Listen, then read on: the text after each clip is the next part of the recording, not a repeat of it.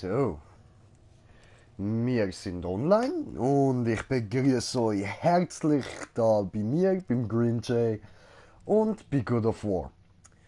Wir haben ja jetzt letztes Mal eigentlich da noch ein bisschen rumschauen und ein paar Nebenmissionen machen und so.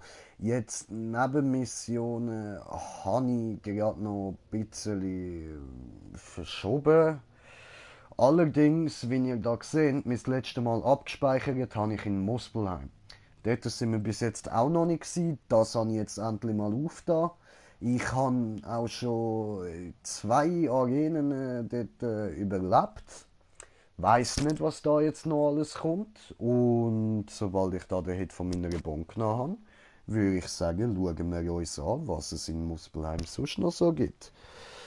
So, wo habe ich da mein kleines Sackmesser? Mit dem tue ich nämlich immer da ein bisschen umwälzen, während ich am Rauchen bin. Dass es natürlich auch schön alles abbrennt. Kleine Tipps fürs Bongrauchen, immer gut.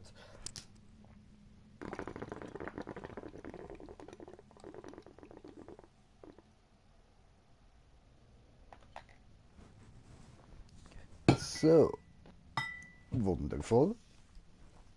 Und dann würde ich sagen, machen wir weiter.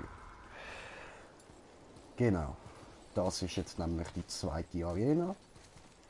Nein, stimmt gar nicht. Ich habe schon 3 Arenas gemacht. Einfach 2 jeweils verschiedene Standorte. Aber dort unten habe ich 2 gemacht. Und da kommt jetzt wahrscheinlich auch nochmal der zweite.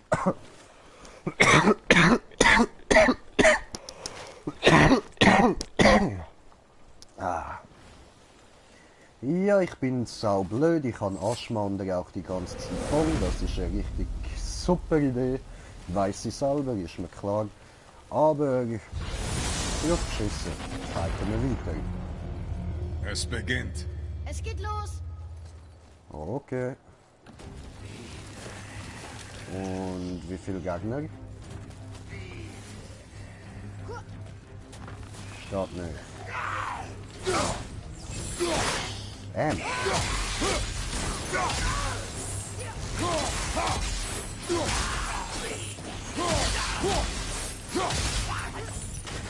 So. Auf die Fresse mit euch, Bitches.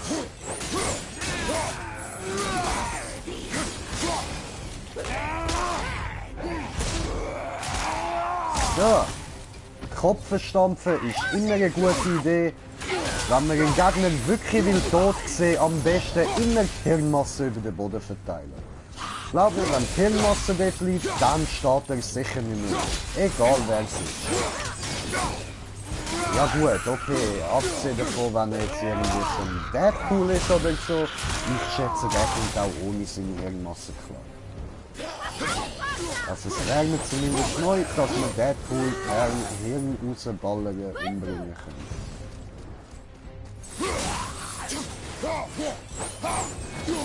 Hinter dir! Fahr nicht immer weg, du Sack! Du blöde Pannenwolf, du Mann! So. Au!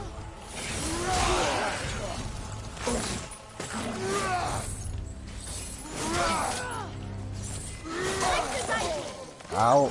Ja, hab kapiert.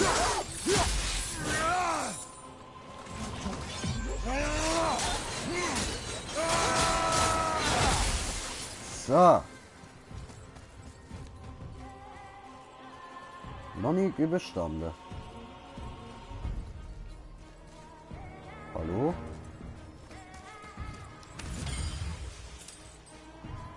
Nein, da kommt noch mal einer. Vorsicht!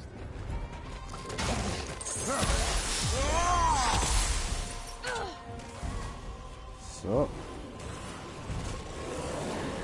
Oh nö.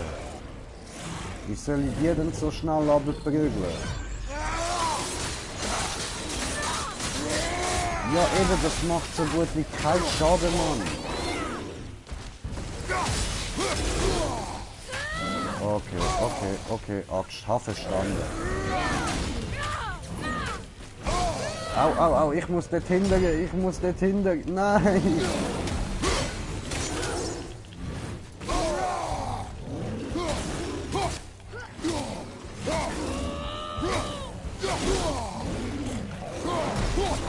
Jetzt Heilungsstab!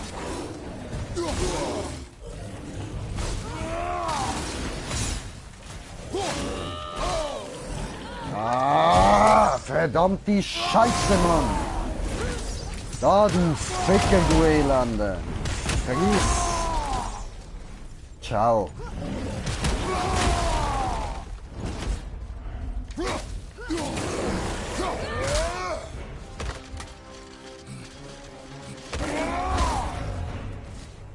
Ah, hat nicht geklappt.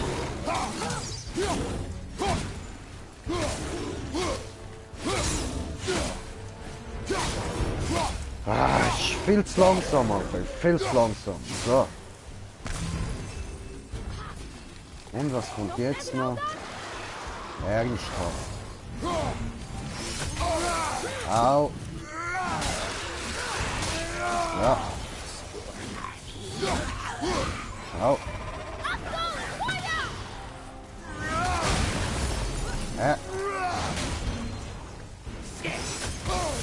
Au.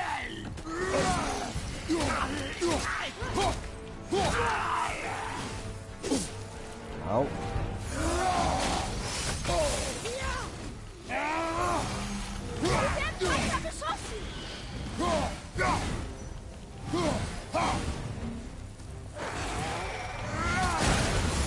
So.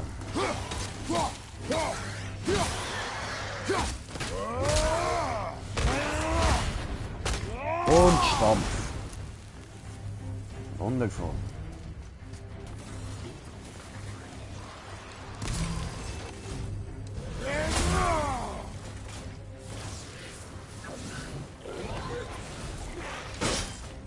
Au.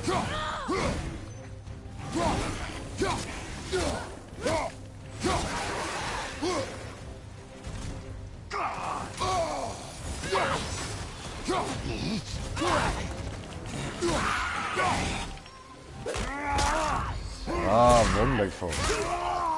Also irgendwie bringen wir es an, obwohl sie so gut wie unendlich unendlich leben.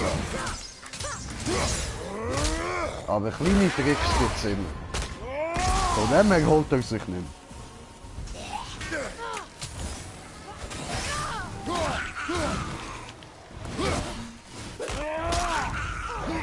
Ja, und Stampf.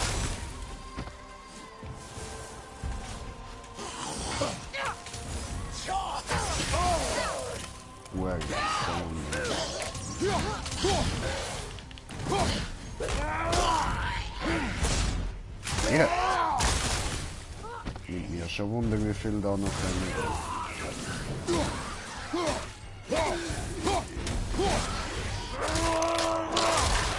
Ja, und auseinanderreißen, auch immer gut. Ah, du Penner.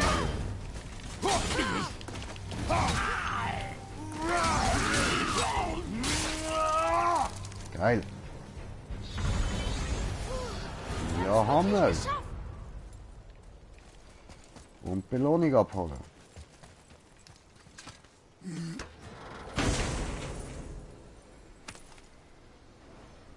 Geil. Ja, und eben die anderen Arenen sind genau gleich gewesen, einfach dass dort noch ein bisschen härtere Gegner gekommen sind, wo man aber auch dementsprechend hat können downbringen und nicht irgendwie sich die ganze Zeit wieder aufgeladen haben.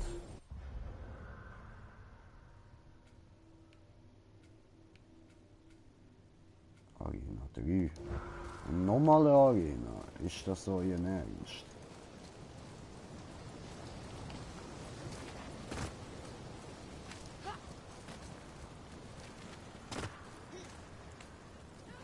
Dahinter gibt es noch etwas zum Holen.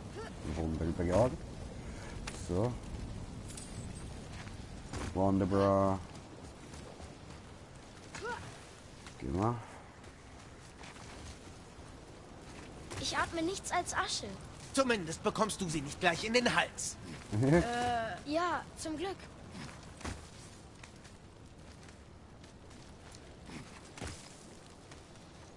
Klettertour in Muspelheim. Läuft. Oh, wow. Ein Lavawasserfall. Ein Lavafall. Ja, kein bisschen furchteinflößend. Oh. Griffin. Oh. Okay.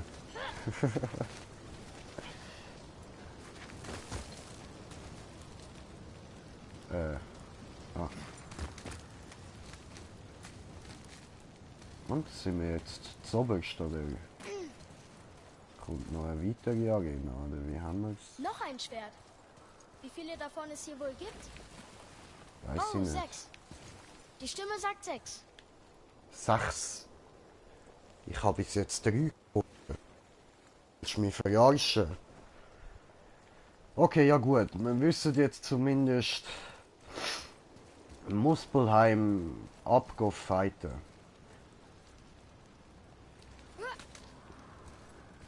Dann klettern wir jetzt da wieder runter.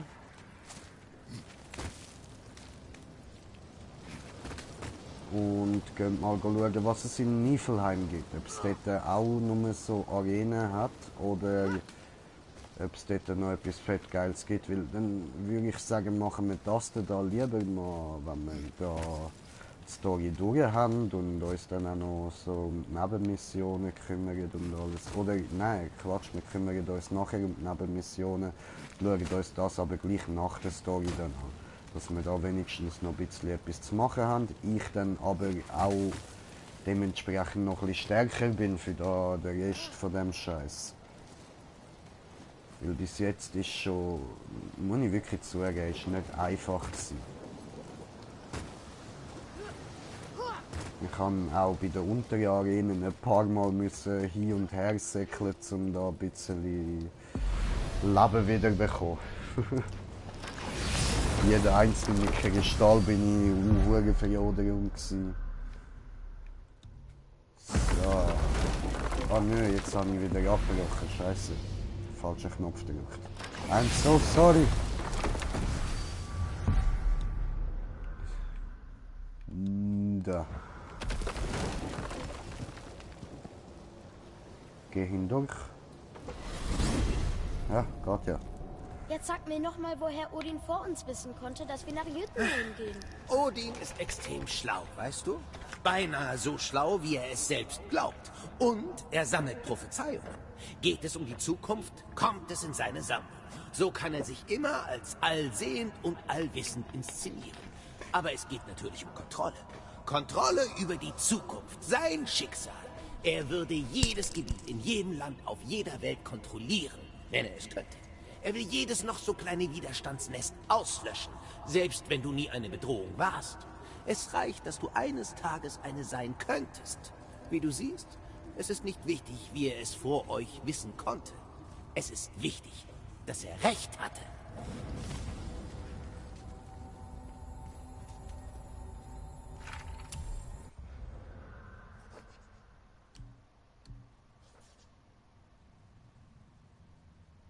Was? Er ist eine Geschichte von ihm aufgeschrieben.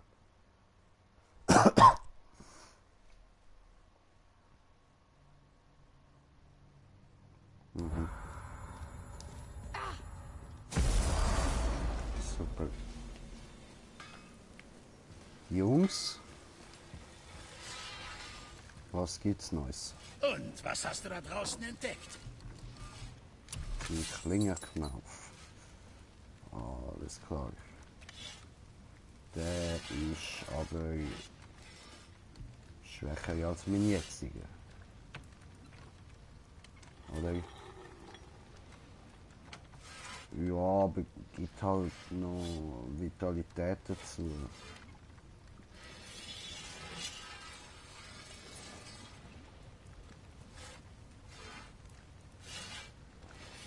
Und wenn ich ihn upgrade, dann wäre das doch auch schon mal nicht schlecht, oder? Ja, mach mal.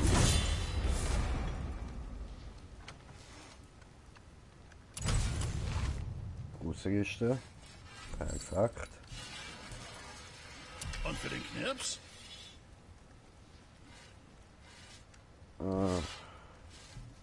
Haben zu wenig Geld, ja. Hast du Dann noch gehen wir was doch mal anderes im Sinn? schauen, was wir können verkaufen. Verkaufen. Handel. Das natürlich auch.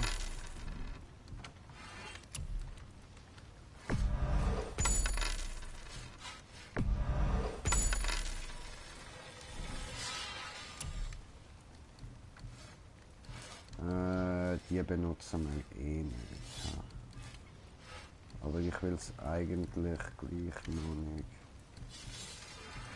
Vitalität, Stärke, Vitalität. Dann teile da. Ah, das gibt es wenig zum Verkaufen.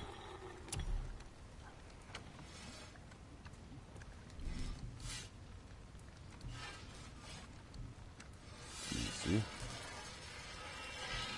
Haben immer noch zu wenig Cash zum Verkauf, zum in die neue Industrie holen.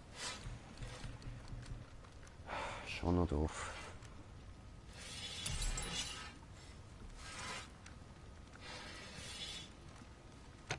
Feuerglocken.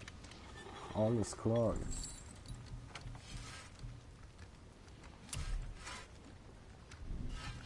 Was brauchst du, Kleiner?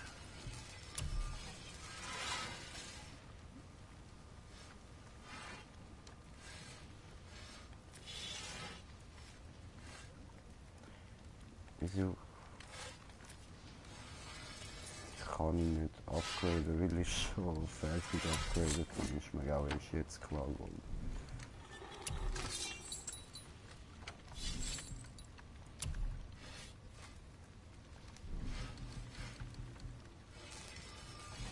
Ja, voll, kann ich verbessern. Uncool.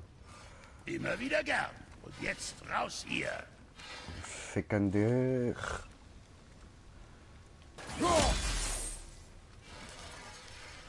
Okay. Gut, jetzt nur noch Niflheim.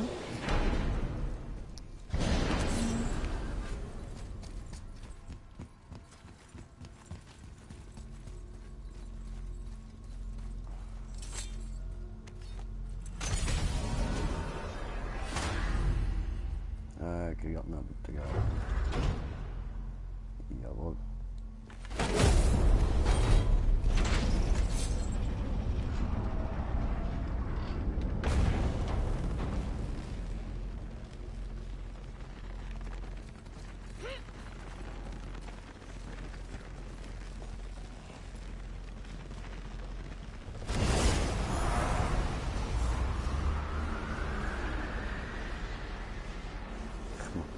Nicht erinnern, dass das am Anfang nicht so ausgesehen hat. Ich habe gemeint, am Anfang sind da irgendwie so Blätter durchgeweht und so einfach in die Richtung, wo es dann losgegangen ist, aber nicht da mit dem komischen Licht. Haben wir sie irgendwie kaputt gemacht? Grüße Kratos. Immer alles kaputt machen. Das ist Gott erwollt, also. Fuck off.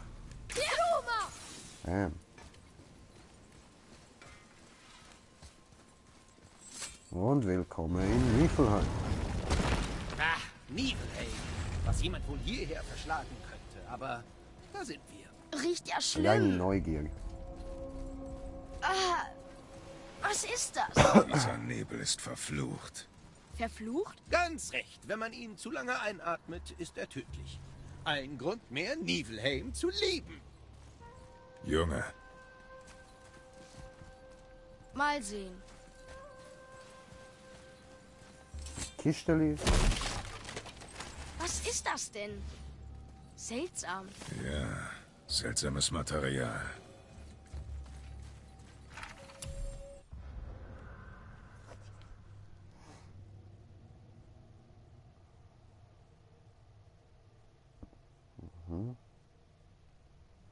Gib mir Geschäfte. Aha. folgende Außenaufsicht sorgen und so kehre ich mozognier mich von diesem Ort ab. Ich kehre mich von dem Zwergenvolk ab, ich begebe mich auf die Suche nach Zuflucht und selbst auferlegten Ziel nach mich. Wenn ich noch nicht gleich lieben will, okay. Schön.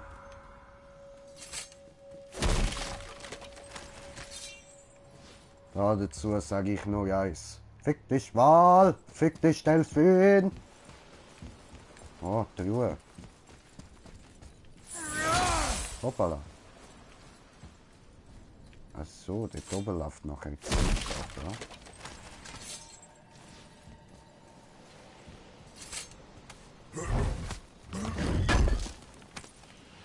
Easy, dann gehen wir mal schnell da aus dem Nebel raus wieder. Laufen da oben durch. Und da kann man nicht lassen leider, ja. Ah! Ja, wie nett, Salim. euch hier zu sehen. Ja, danke schön, das wollte ich ja gerade sagen. Dich habe ich nicht erwartet, Sindri. Der Nebel ist widerlich. Glaubst du, verfluchter Nebel macht mir was aus? Stimmt, tut er. Ich tüftle an einer Rüstung, die die Wirkung abschwächt. Das Material dafür ist hier in Ivaldis Werkstatt, aber es ist natürlich von diesem ekelerregenden Nebel bedeckt. Gleich kommt's. Es heißt, so eine Rüstung befände sich in der Hauptkammer der Werkstatt. Der Eingang ist versiegelt, aber mit genügend Nebelechos kann ich euch einen Zugangsstein machen. Sag ich doch. Alles klar. Haltet euch aber nicht zu lange in dem Nebel auf. Der Gestank setzt sich in Haaren, Waffen, Rüstungen fest. Ich fasse nichts an, das ihr nicht im Feuer Muspelheims von allen Tierchen befreit habt. Tödlich ist er auch. Easy. Hier steht was.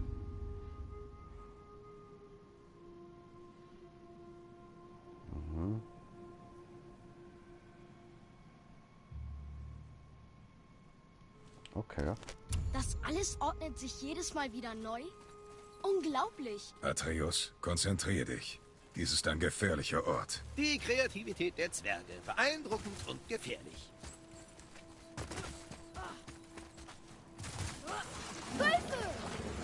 Ja, schön für dir.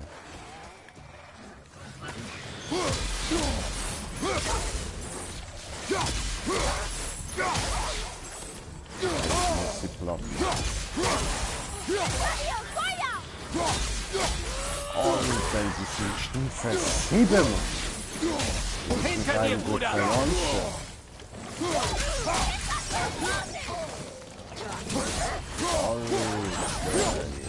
Nicht geil. Gar nicht geil. Okay, was ist geil. Immer noch nicht. Wo denn noch? Ah.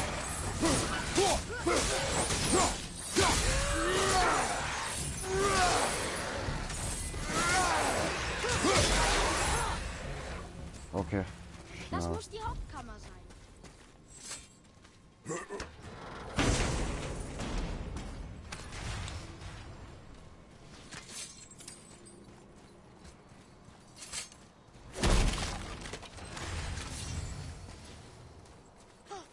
Da kann ich nichts machen. Ha? Heißt, Moment da durchgegangen. Das hat ja schon mal super geklappt. Da durchgegangen. Au! Au! Au! Tot. Eine schöne Bescherung. Blöd gelaufen, blöd gelaufen.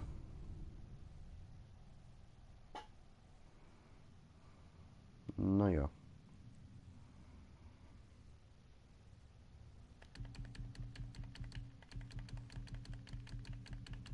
Machen wir einen geilen Beat, ja?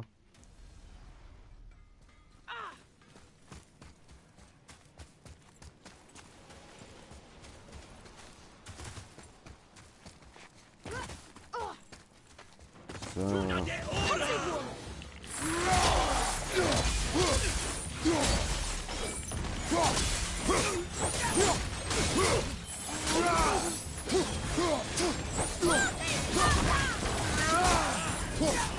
Kann ich jedes Mal andere werden, oder?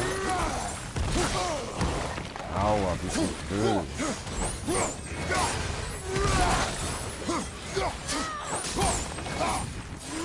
Aber sie vertragen zum Glück nicht allzu viel.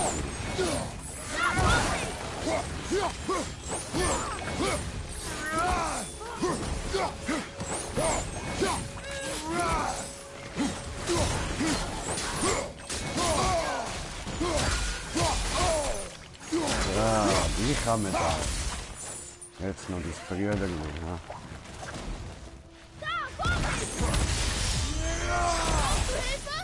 Nein, passt schon.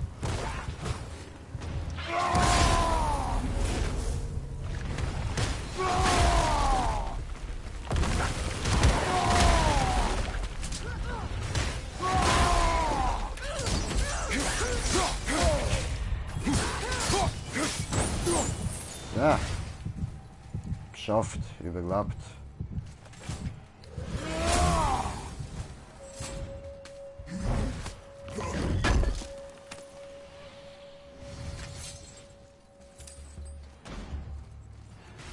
Das muss die Hauptkammer sein. Habt ihr das nicht schon mal?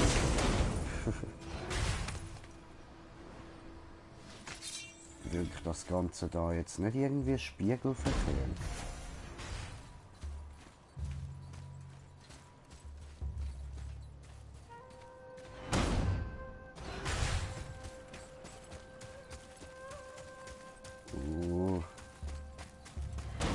Cool, da kann man wieder rauf. Endlich. Alter. Hey. Es ladet sich nicht auf, es sinkt gleich weiter runter.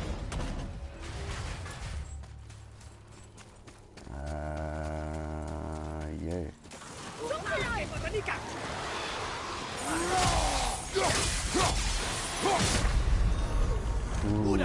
Und bin tot. Fuck. Wieder nicht geschafft. Ja, ein bisschen stark. Ich bin erst auf Stufe 5. Die sind da alle mindestens 6. Beat.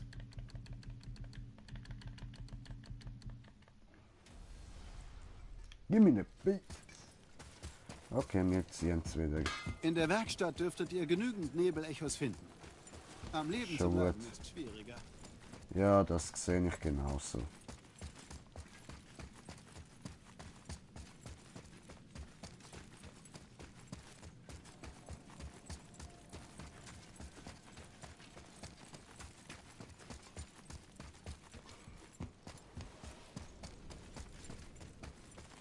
Ja gut, in dem Fall ab nach Jotunheim.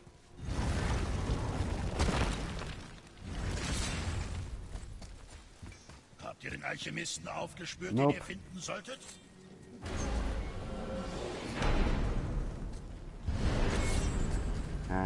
Scheiß auf Nebenmissionen. Jotunheim ruft.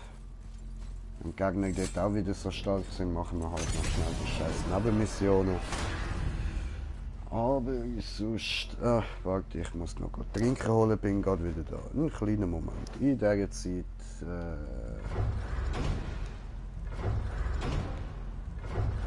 wo ist... ja, genau.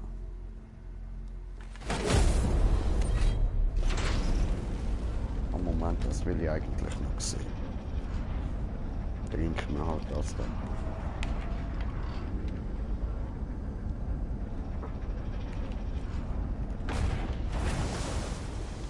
Junge, der Kopf.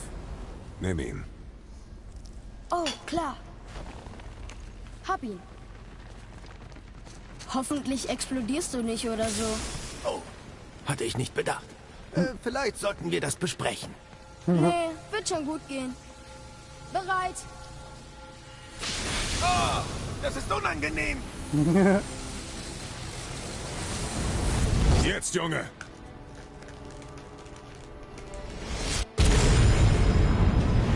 Hey, Zuschauer, willkommen. Da!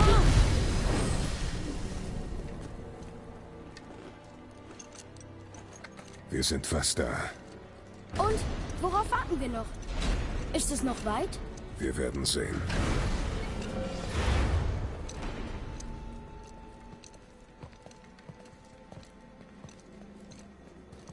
Auf ein Wort, bevor wir fortfahren.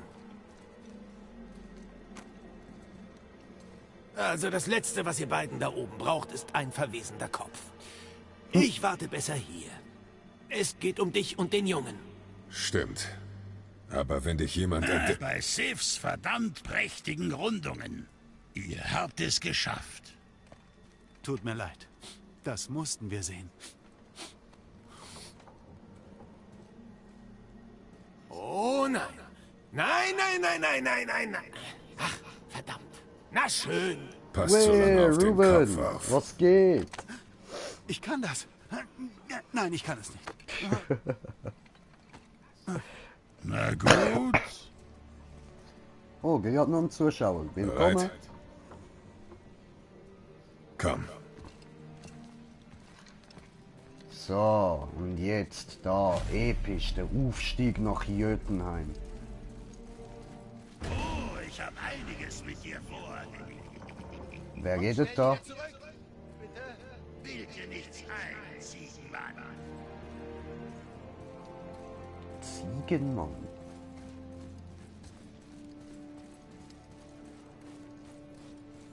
Alter Bro, ich bin selber auf meine Reaktion gespannt, Mann.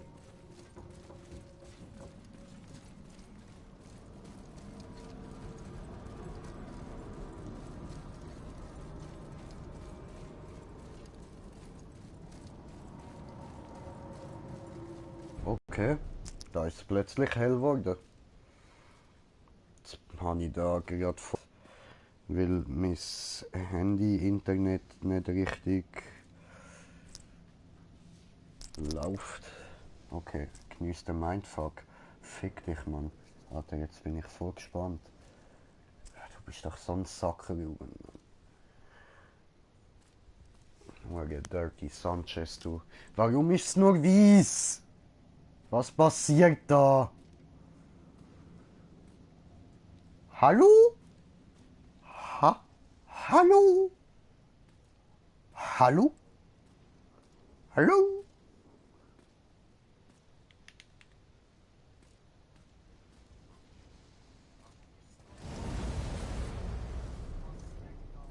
Fuck.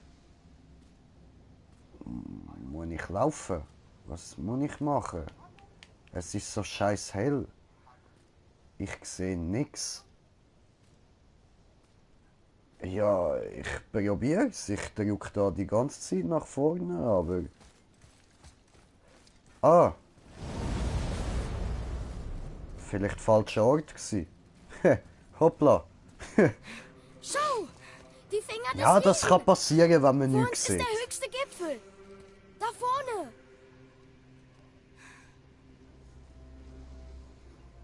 Ich Geschafft. komme mir wieder mal so dämlich vor. Alter, ist mir in dem Spiel schon, weißt du, wie oft passiert, dass ich mir einfach so beschissen dämlich vorkomme.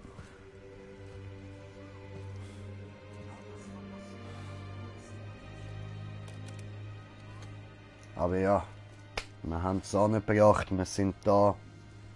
Endlich, nachdem wir den scheiß Ball durchgefickt haben, der dreckige Hure, verdammte Hure, scheiß Nuttensohn. Er ist mir so auf die Eier gegangen. Dann endlich sein scheiß Knick gebrochen. Und jetzt sind wir da. Endlich, wo wir hinwollen haben. Ja, Mann, zeig, wer du bist, Kratos. Können wir jetzt gehen? Es ist so nah. Junge,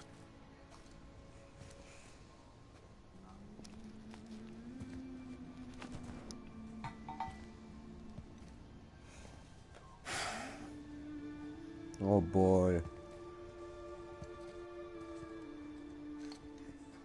trag sie.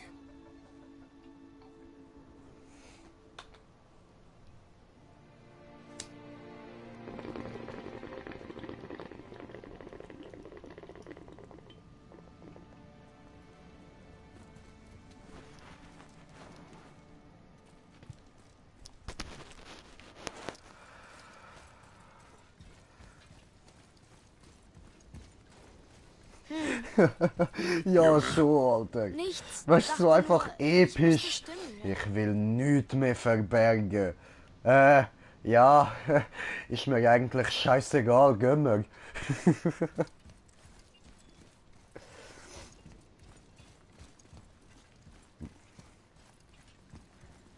Ich frage mich, wo wir echt durch müssen. Was sagt ihr, liebe Statue? Ist jemand hier? Dort durch. Dankeschön. Aha, da durch. Ja, okay. Hat gedacht, dort dann so, aber so, okay.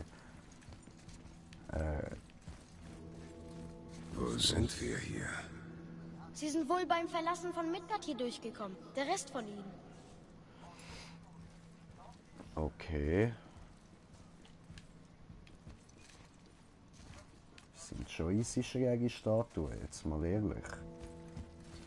Wozu all diese Gesichter? Und wenn das alle Riesen sind, die Midgard Leben verlassen haben? Nicht besonders viele. Ja, das ist wahr.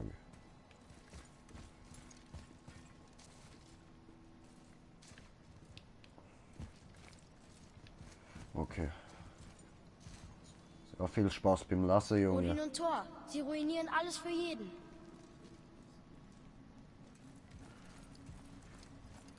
Wolltest du mir sagen, das ist alles, was du aus der komplett voll beschriebenen Wand entnimmst? Ah. Midgard war ein Traum von dem, was sein könnte, wenn wir gemeinsam arbeiteten. Jötner, Asten, Wahn, Elben, Zwerge und Sterbliche vor allem. Es war schön, aber nicht alle können teilen. Manche glauben, dass das unkontrollierte wild und bedrohlich ist. Und so wurden wir verspottet, betrogen, benutzt und schließlich abgeschlachtet. Odin und die Seinen wurden aus unserer Welt verbannt. Doch das war nicht genug. Der Zorn des Thor und sein grausamer Hammer haben uns in Midgard an den Rand des Abgrunds gebracht. Uns bleibt nur noch der Rückzug, solange noch jemand übrig ist. Odin und Thor hätten alle Riesen umgebracht, wenn sie es gekonnt hätten. Und sie sind damit davongekommen. Ja, ist fast klar, dass damit davon kommen. Ich meine, wer will ihnen Einhalt gebieten? Es sind Thor und Odin. Also, ja, scheiße gelaufen für sind sie euch, würde jetzt? ich sagen. Die Riesen kamen in ihre Heimat zurück, um zu überleben. Aber haben sie es? Maybe? Wer ist der Wächter?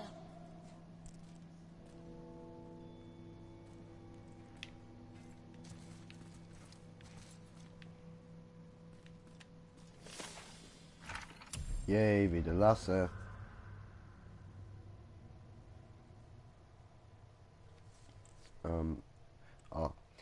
Wir sehen Midgards Schicksal voraus. Überrannt. Ein zweites Hehl. Weder Odin noch seine Toten dürfen Jotunheim erreichen. Diese Wege müssen versperrt werden. Schlange und Wächter sind geblieben. Auf ihnen allein liegt unsere Hoffnung. Sie sind unsere letzte Hoffnung. Sorry, müssen Sie. Erst wenn das Verderben des Unzerstörbaren befällt, wird der Wächter zurückkehren. Bis dahin warten wir auf eine bessere Welt, ohne Angst, ohne Gier, ohne Krieg. Wir warten auf Erlösung und Gerechtigkeit. Wir warten auf einen Helden. Wir warten auf Nachricht, dass sich die Götter zum Guten gewandt haben. Hoffe, diese Welt kommt bald. Schulz. So mehr muss man da ja wohl Ich nicht müsste sie dazu fühlen, sagen. aber ich tu's nicht. Dieser Ort ist tot. Was ist passiert? Warum hat Mutter uns hierher geschickt? Eine Frage ist beantwortet und zwei neue stellen sich. Tja.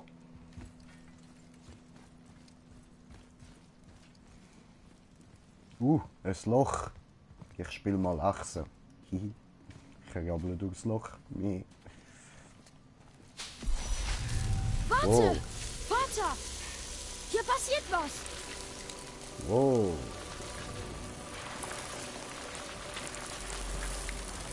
The fuck?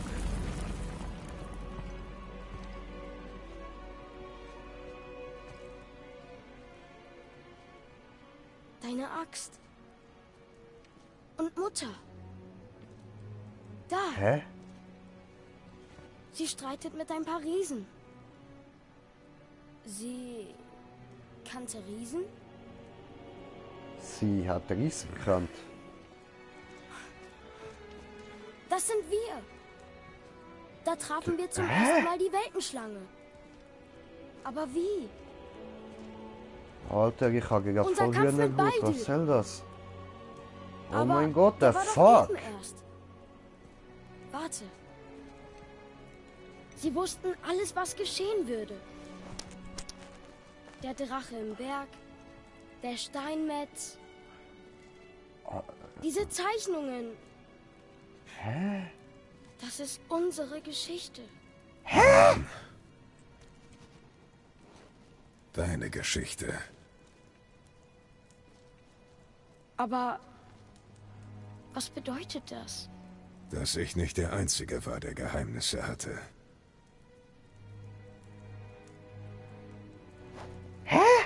Du wusstest nicht. Sie war eine Riesin. Ja, das habe ich jetzt angeschnallt, aber what the fuck? Ich bin ein Riese. Hä? Warum das Geheimnis? Sie schickte uns her, damit wir das hier finden. Aber warum so umständlich? Deine Mutter hatte sicher Gründe. Baldur war gar nicht hinter mir her. Er ist die ganze Zeit ihr gefolgt, ohne zu wissen, dass sie nur Asche ist. Sie hatte einen Plan für uns.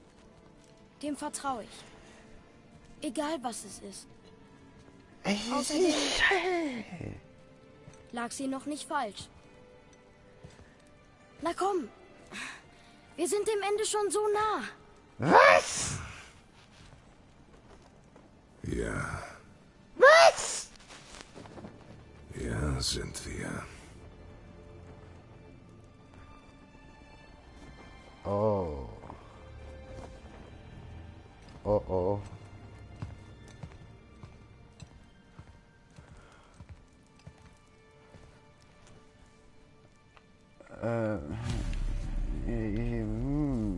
Ich fühle mich jetzt wegen dem Bild da sehr, sehr unwohl, erstens. Und zweitens, also wo der Baldur dort das erste Mal vor unserer Hütte gestanden ist, dann hat er gar nicht uns gerufen, er hat meiner Frau gerufen und ich bin eigentlich nur per Zufall dort gewesen und habe das per Zufall auf mich bezogen und und aber es hat doch voll gepasst und er hat die ganze Zeit gefunden, ja, ich weiß, wer du bist und dann hat er uns einfach nur verwechselt. Er hat gar keine Ahnung gehabt, dass wir ein fucking Kriegsgott sind.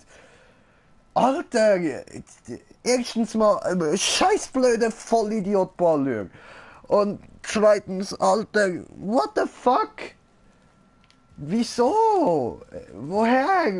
Warum hat das gewusst? Warum ist er ein Ries? Warum ist sie eine Riesin gewesen? Was hätte das sollen? Warum hat sie dann nicht einfach gesagt, du, Kratos, Schatz, ich bin im Fall ein Ries. Und unser Sohn auch.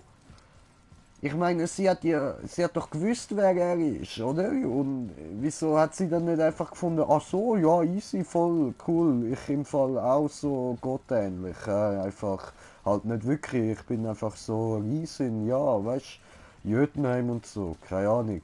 Alter, fuck, ich bin voll überfordert, merkt man es irgendwie? Ich glaube schon, scheiße, alter, fuck. Was soll der Scheiß? Wie soll ich auf das klarkommen? Und das ist einfach...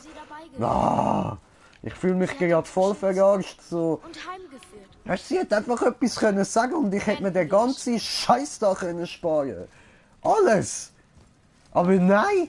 Nein, wir heben einfach unsere Fresse. Find's doch selber raus, du Spaß. Alter! Ah, fuck, ja, mir geht's gut, Ruben. Nein, mir geht's nicht gut. Keine Ahnung, fick dich, weiß doch nicht. Was fragst du mich das jetzt? Ich bin überfordert, ich komm voll nicht klar, Mann. Fuck, beenden wir einfach die hure Story, Alter. Fuck. Fuck. Fuck.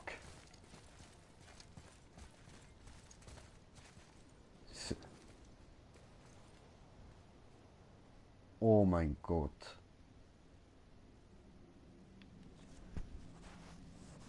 Also es sind einfach nicht alle Riesen so riesig, aber viele davon schon. Und da hat es anscheinend eine fette Schlacht gegeben.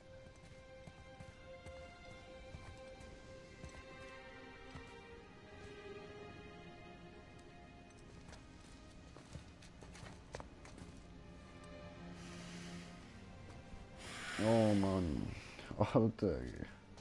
Vater. Nein. Wir tun es gemeinsam. Sohn.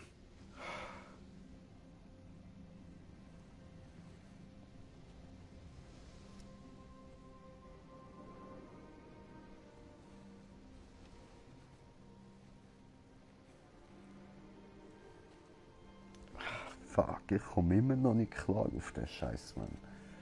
Die hat uns für voll verjagt.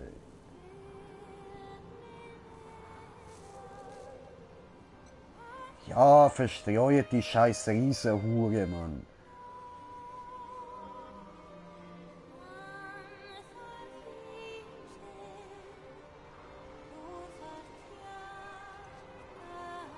Und darum hat der Boy auch die Schlange rufen. Weil ihm die Sprache angeboren ist, darum kann er sie sprechen. Jetzt ist klar. Ah. Ich hätte eigentlich früher drauf kommen, Mann. Der Boy ist also so wie der Loki. Halb Gott und halb Ries. Die Riesen. Okay. Sind wirklich Langsam alle weg. kann mein Hirn das fassen. Ich komme wieder klar. Hier gibt's nichts für uns. Heb mal meine Schnauze. Komm.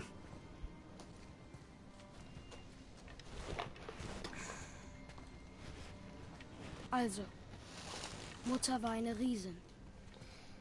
Dann bin ich teils Riese, teils Gott. Und teils sterblich. Moment. Ich muss mir mal kurz trinken holen. Ich muss das einen kleinen Moment auf mich sacken lassen. Ich bin sofort wieder da. So. Einen ganz kleinen Moment.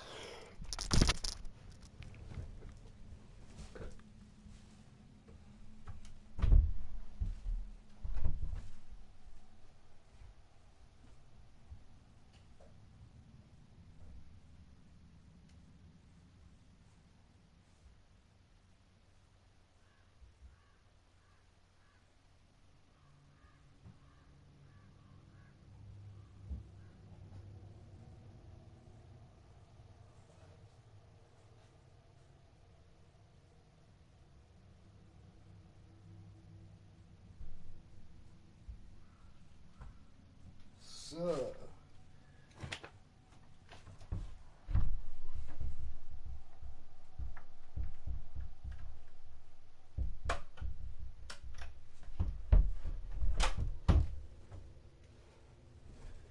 So, Entschuldigung. Bin wieder da und ich habe mir zu trinken geholt. So. Stimmt. Aber eine Sache verstehe ich nicht ganz.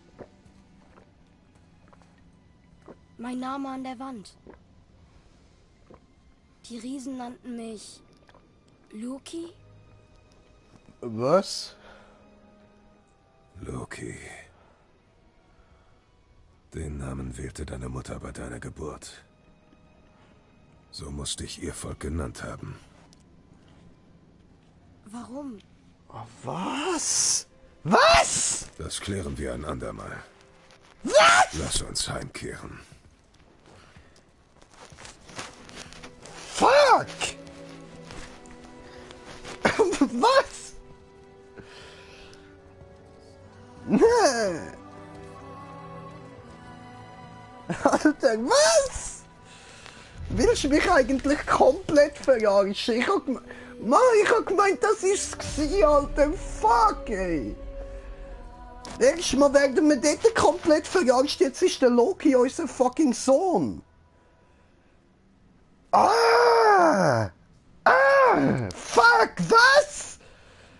Ich habe am Anfang noch darüber nachgedacht, ob vielleicht der Baldur irgendwie eine Art von Loki darstellen oder so, aber was? Alter! Ah, nö, Mann! Nein! Fuck! Was? Ah! Ja, Digga, eben, darum fühle ich mich so komplett verarscht. Was soll das, Mann? Nein!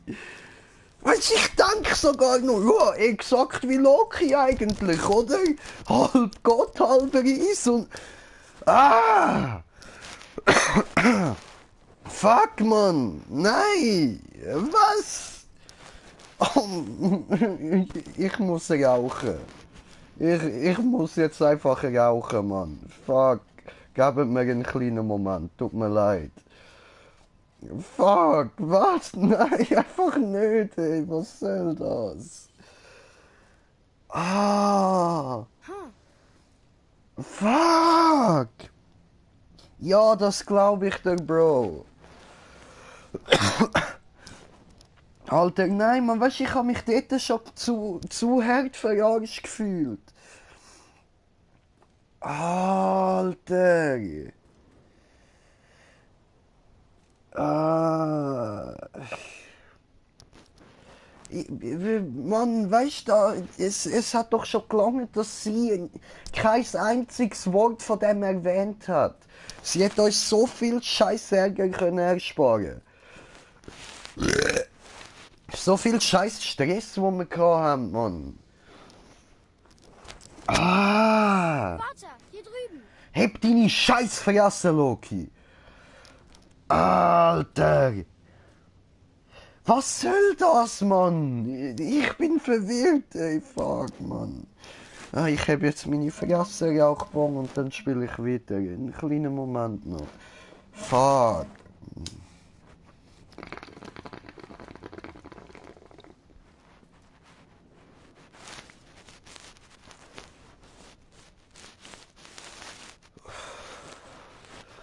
Fuck, nein, das langt nicht, das muss mehr sein.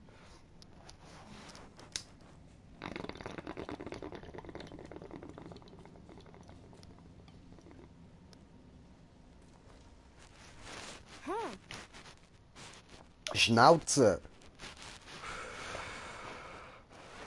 Fuck. Nochmal den Hit und dann ist gut, dann sollte das lange für die... Oh mein Gott, ich darf gar nicht drüber nachdenken. Scheiße, die Information, Mann. Alter.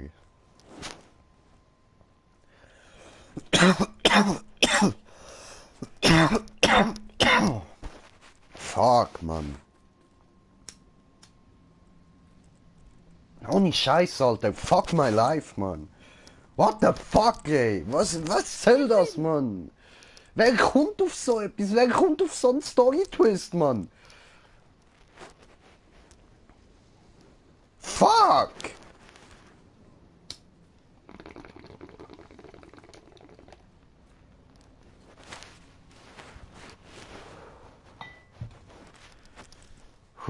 Okay, ist gut. Ich komme langsam oben runter. Ja, was willst du mir da nicht zeigen? Was leuchtet jetzt dort unten so scheiße? Ah, das ist das Tor. Alles klar, verstanden. Ja, ich habe die toten Riesen schon gesehen, ist schon gut. Der da vorne sieht witzig aus. Der da. So, gehängt.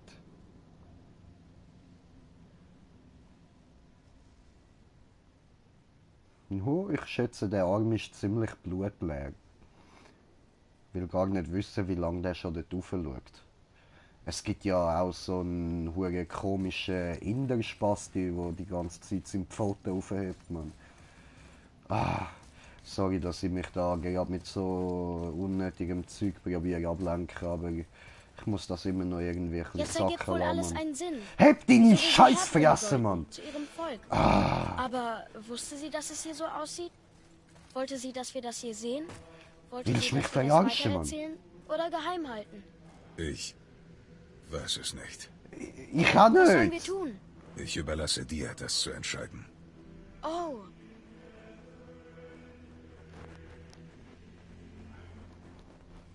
Also?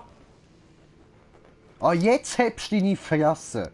Elende, scheißdreckiger, kleiner, halber Eisbastard! Scheiß Loki!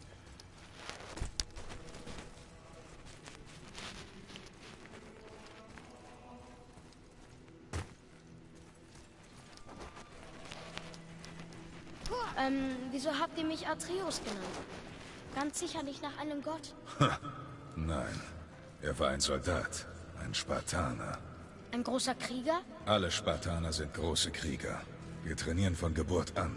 Unser Leben bestand aus Disziplin, Pflicht, Kampf und Tod. Das Leben war hart und wir ertrugen es stoisch.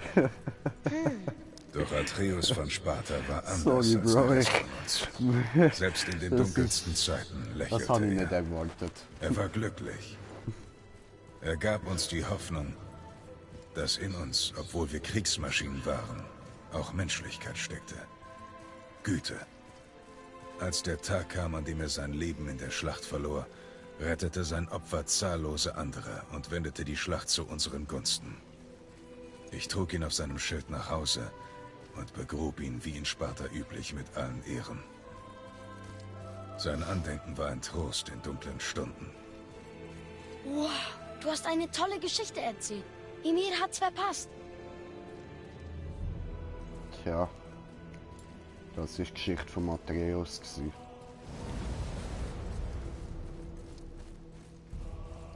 Wow, ich bin in die richtige Richtung gelaufen. Super, ich bin stolz auf mich.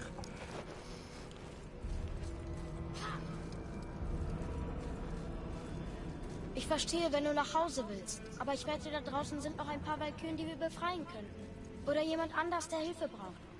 Vielleicht hat uns Mutter auch hierher geschickt, um anderen zu helfen. Ich meine, was würde Atreus von Sparta tun? Und was würde Loki tun? Komischer Name.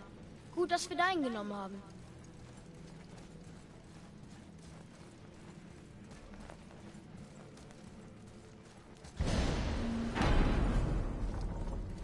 Scheiß Bastard. Jungs, bin ich vielleicht froh, euch zu sehen. Hallo Ich hab die Nase Kopf. voll vom Liebreiz der Zwerge. Was war denn Mimir? Sie haben unangenehm ausgiebig Maß genommen und sich anschließend über das Wetter gezankt. Wohin sollen wir dich bringen? Wie wär's denn vielleicht mit irgendwo anders hin?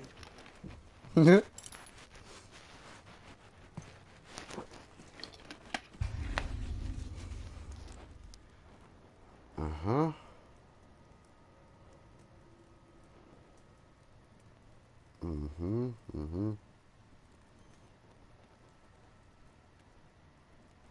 Okay. Ja, immer doch. Sind wir voll dabei.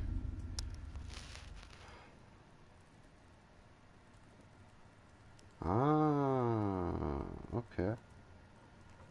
Verdorbene Walküre. Klingt irgendwie geil, nicht?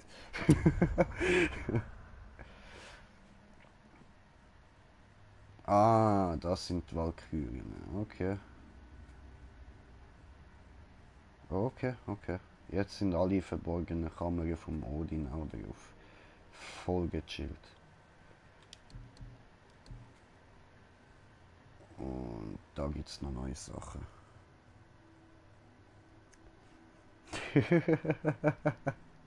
Ja, Bro, ja. Irgendwie schon, nicht? Ich meine, verdorbene Walküre. Die Bitches sind so verdorben.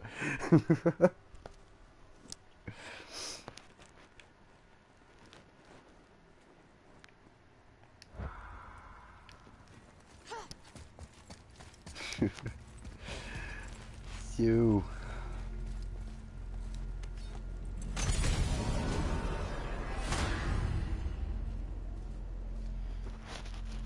Wir reisen mal nach Midgard. Bevor wir nach Midgard reisen, muss ich euch warnen. Es ist mehr Zeit vergangen, als es klar ist. Und der Schneefall, der begann, als du Baldur getötet hast, hat zugenommen. Es ist ein Omen. Omen für den bevorstehenden Winter? Nicht irgendein Winter, sondern ein so harter, dass er 3 Sommer lang dauert. Und wenn er ist, beginnt Ragnarök. Ragnarök. Mit Schnee. Ja, Schnee. Noch mehr Schnee. Und dann das Ende der verdammten Welt. Ungefähr in der Reihenfolge. Noch eine Prophezeiung. Nein, Bruder. Laut Prophezeiung sollte das frühestens in ein paar 100 Wintern passieren. Ihr habt etwas verändert. Ihr wart nicht eingeplant. Oh.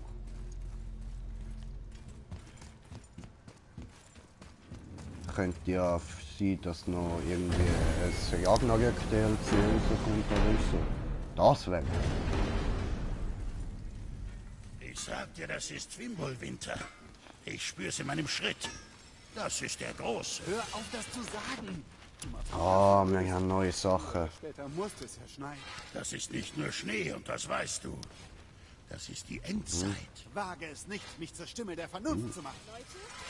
Wir reden nur übers Wetter.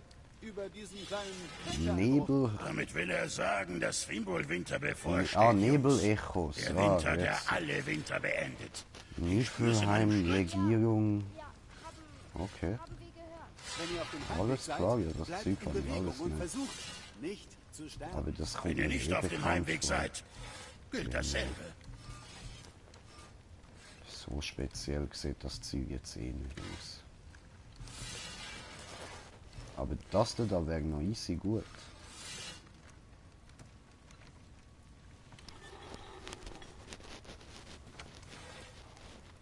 Okay, also ich muss mal da in Niflheim ein bisschen Zeug einsammeln. Habe verstanden. Aber eben für das muss ich zuerst auch noch ein bisschen stärker werden. Und bis dann habe ich dann sicher wieder anderes Zeug, geileres Zeug.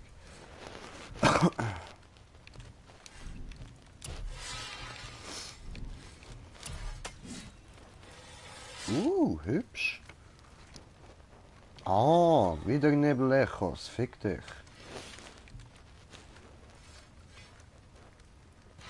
Ah, das wäre auch wieder stärker, ne? Ja, dann machen wir doch mal für in der Zwischenzeit das da.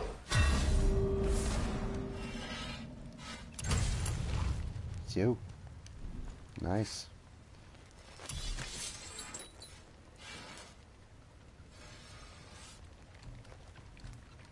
Oh, da haben wir keine neue. Aber Talisman haben wir neu. Ah, können wir wieder nicht holen. Schwellende Glut. Habe ich nicht genug gesammelt, ha? Scheiße gelaufen. Müsste ich wieder zurück nach Muspelheim. Schießt mir aber ja. Arena ist kacke. Und Nebelechos. Immer die Kack-Nebelechos, Alter. Mhm.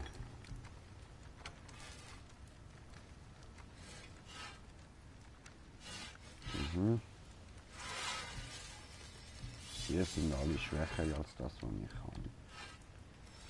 Der da ist etwa gleich. Und die werden stärker. Also muss ich doch noch zurück nach Muspelheim, aber ich weiß nicht, ob ich das jetzt mache.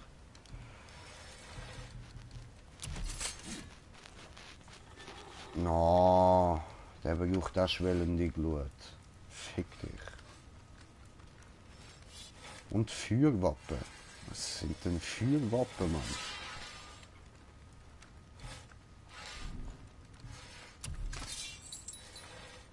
Nee, willst du mich verarschen? Schwellende Glut und Feuerwappen, schon wieder. Alter, das Spiel verarscht mich die ganze Zeit. Tja, komm wieder, wenn du etwas brauchst. Gerne, hab geöffnet. Ich kann noch etwas, Wald. Oh nein. Ja, nein. Das verkaufen wir ja beides nicht, stimmt. Okay. Ah, nee, das ist unser altes Zeug. Komm wieder, wenn du noch mehr Zeug gefunden hast. Ach komm, halt's Maul.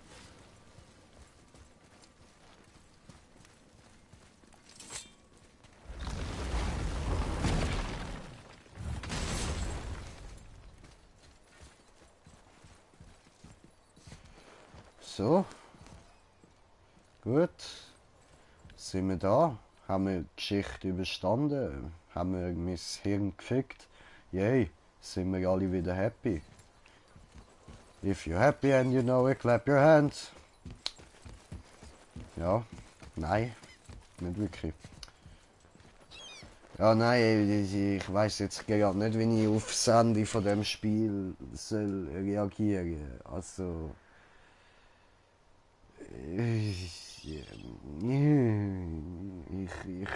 Ich weiß nicht, ob ich das gut oder schlecht finde oder ob ich es einfach beim Kernfixen lasse.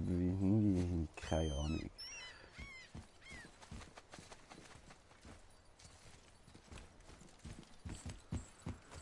Und ich weiß auch nicht, was ich jetzt machen soll. Ich bin überfordert. Mann. Sind doch alles Arschlöcher. Fick dich, Möwe!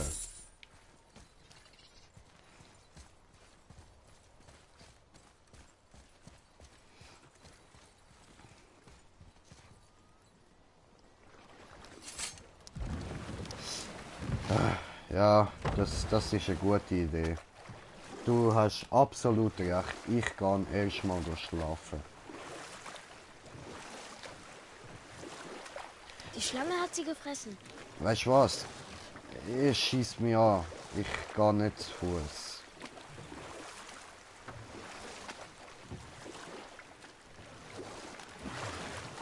Wir nehmen da die Abkürzung durch den Barocksin Laden.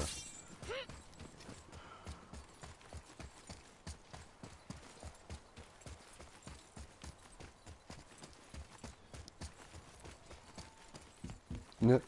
Alter, ich finde immer noch so geil, wie der Mimir dort an meinem Arsch rumbaumelt, der hure Arschkopf, Mann. Ich brauche den Ah, nein, Alchemisten nicht für da. etwas, das ich Da. euch zusammenbrachte. Halt die Fresse mit dem scheiß Alchemist.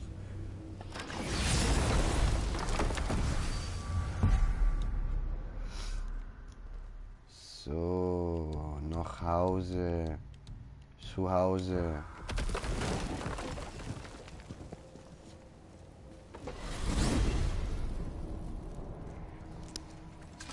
So. Oh Mann, der Turm hat den Eintrachtsstein gefressen, oder? Ich wollte doch mal fliegen. Ja, das ist wirklich zu schade. Jo. Mimir, was hat dir die Schlange noch erzählt? Klang irgendwie wichtig. Es bedeutet sicher nichts. Die Schlange meinte, der Junge kommt ihr bekannt. Ich?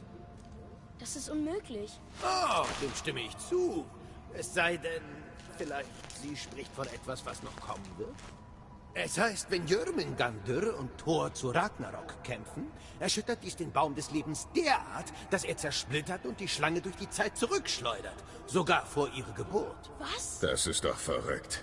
Ich habe doch gesagt, dass es nichts bedeutet.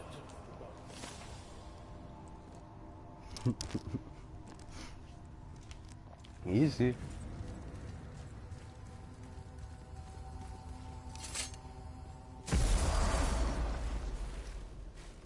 So. Endlich daheim. Kommt mir wie eine Ewigkeit vor.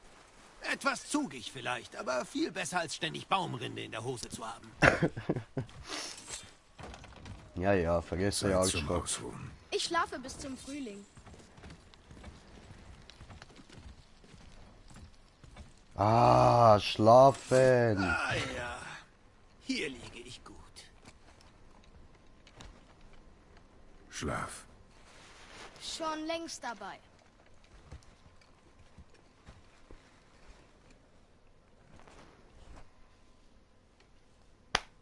So.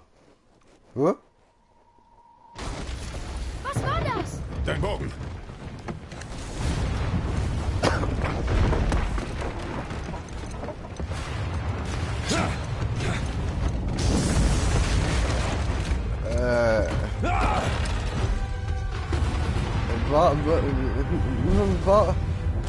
Juben, fick dich, Alter! Was? Wer bist du? Nein. Oh, ich bin so etwas vorm Arsch.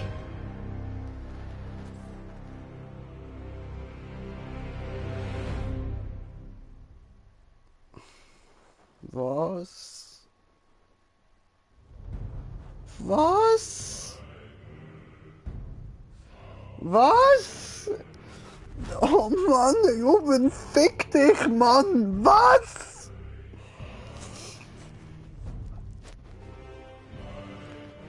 Ah!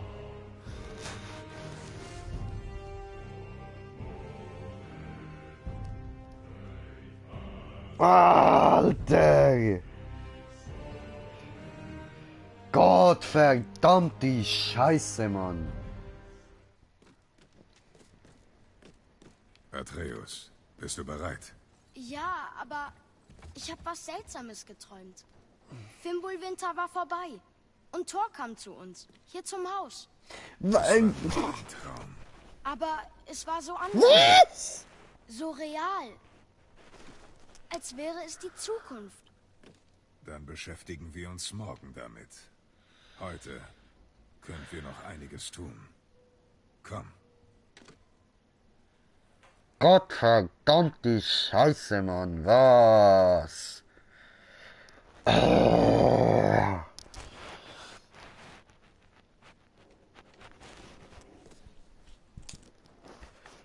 Alter!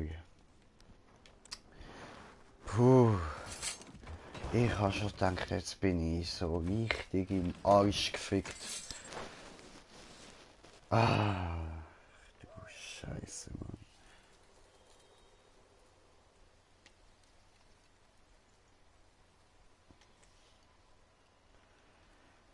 Puh, Alter.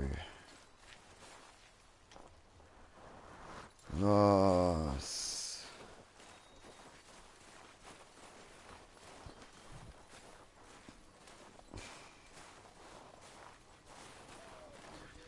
Alter, was, Mann?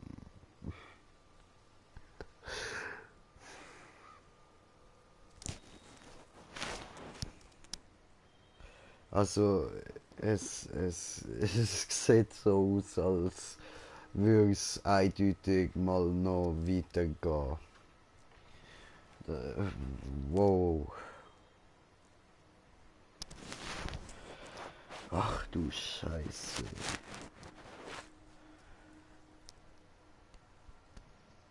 Puh. Und jetzt? Was mache ich jetzt? Nebenmissionen oder? Puh. Puh. Tja.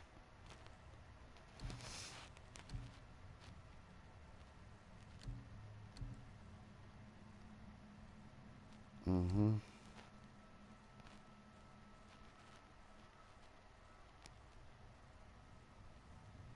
Mhm.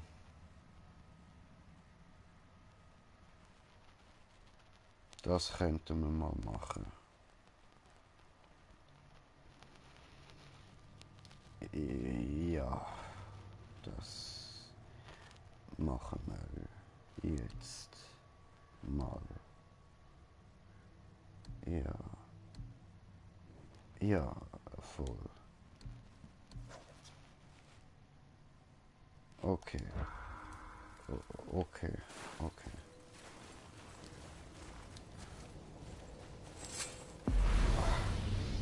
Ich bin so etwas von überfordert. Verfickte Scheiße. Abgefuckter Scheiß das. Richtig abgefuckter, mieser Scheiß, Mann. Fuck.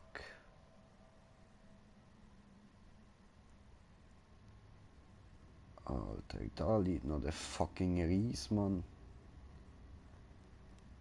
Der hat mir ja noch müssen auf die Eier gehen, der hat auch nicht können tot bleiben. Scheiß Hurensohn.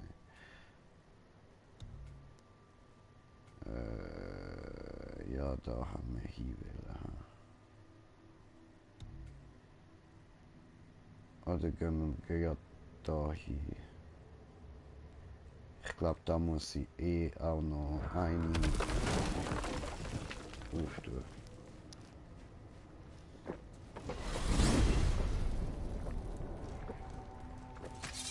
Warum will Odin unbedingt einen Weg nach Jötunheim finden? Er ist überzeugt davon, dass die Riesen sein Schicksal in der Hand haben, wenn Ragnarök beginnt. Sie sind schließlich die ältesten Feinde der Asen. Und es ist ihre Armee, die ihn am Ende besiegen soll. Aber mehr als das begehrt er ihre Gabe der Prophezeiung.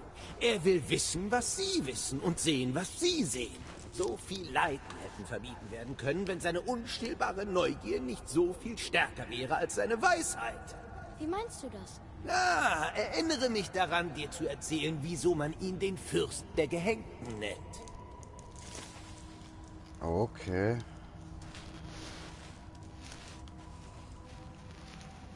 Der Fürst der Gehängten, denn geil. So will ja mal genannt werden.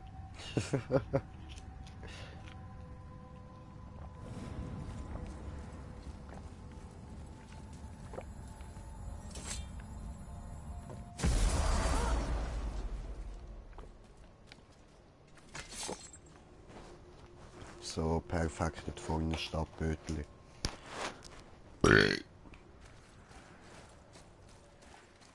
Und dann würde ich sagen, gehen wir gerade dort rüber, ha? Da, nimm Sport. Fangboot, Fangboot, Fangboot, Boot, Boot, Fangboot, Fangboot, Fangboot, Boot, Boot. Stiege aus. Mach ich Boom. Oder mach junge Boom. Ups, nein. So, aber... Genau, so. Genau, Kurva! Ah nein, nicht ganz, ha. Wer grunzt jetzt da wieder rum?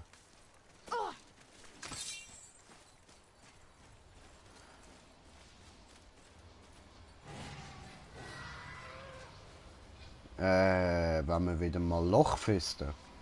Ja, wir fisten Loch. Hola, señor, ¿cómo está? ¿Está bien? Das ist für dich, Ruben.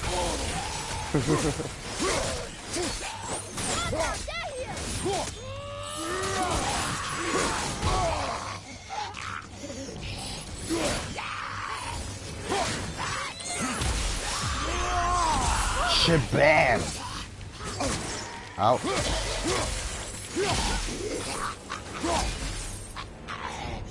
Der Apfel fällt nicht weit vom Stamm.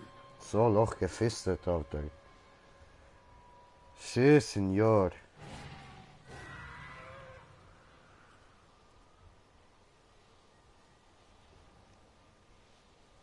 Ja, voll, das weiß ich noch, voll. Und? Ist er geil? Also, ist es so geil, wie er aussieht, oder ist es einfach Müll, oder was haltest du davon?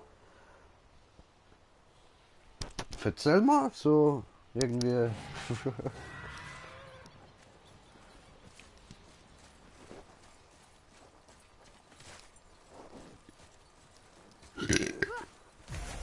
Ach so, erst morgen, du Sack.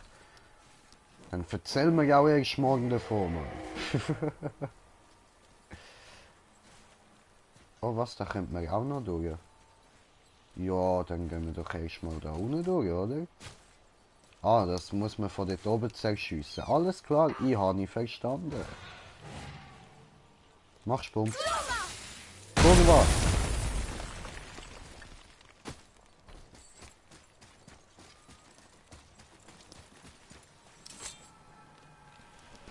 Machst oft, ha?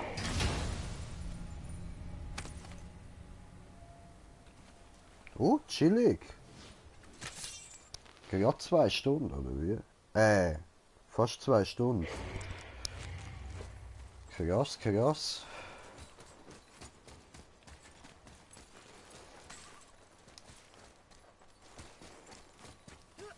Der Ninja Batman Anime, Mann. Heftig, Alter. Heftig. Oh, heftige Scheiß. Hab mich schon gefragt, was aus ihm wurde. Warte, Fafnir?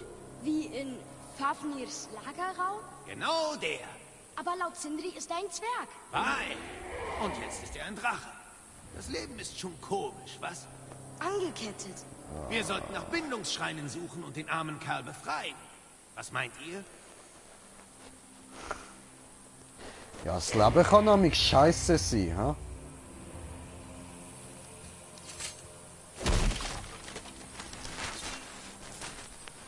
Aber ich bin mir jetzt nicht wirklich sicher, ob ich einen Drachen befreien. Weil dann könnte mein Leben ganz schnell ziemlich scheiße sein. Also... muss natürlich nicht, aber ich kann es mir jetzt ziemlich gut vorstellen, dass das ziemlich kacke könnte werden. Dann wäre ich sogar noch selber schuld, weißt du?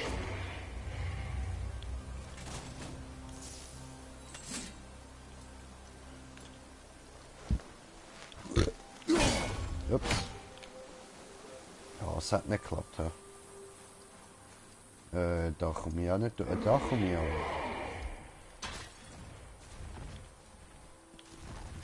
Vergiss!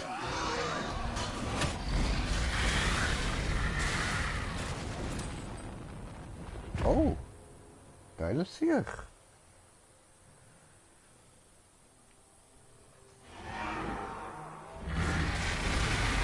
Ja, ich meine, weißt du, vorher ist er ist zwar ein Zwerg gewesen, aber Zwerge sind hure geschickt und ich wette, er hat ein geiles Leben gehabt.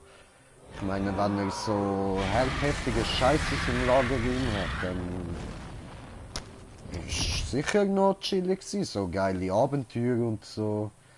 Und jetzt ist er einfach ein Drache, so ein angeketteter Drache.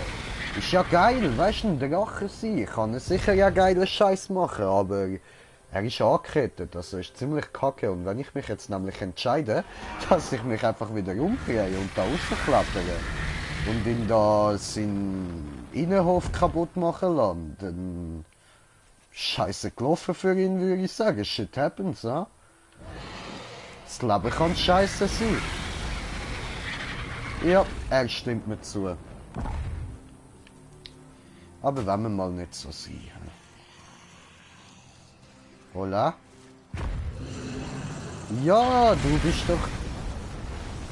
Ah. Du entlatscht mich rauf. Aua, aua. Du bist doch ein blöder Hurensohn, ich befreie jetzt sicher nicht.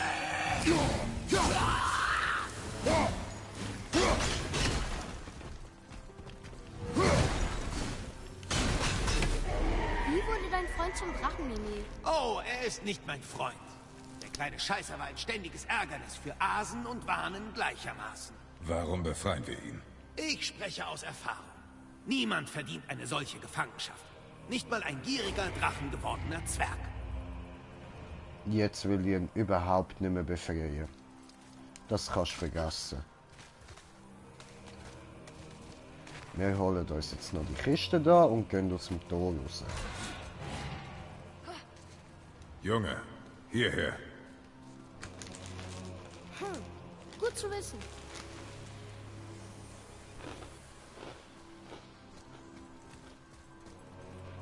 Easy. Ja, das ließ ich jetzt wieder nicht. Schieß mir an. Scheiß auf den Drachen, Mann.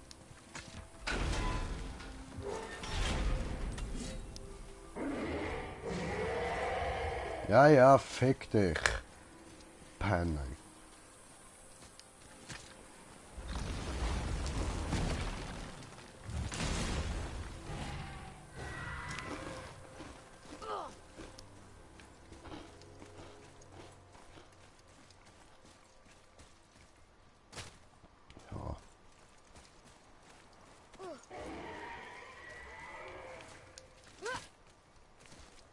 Tja.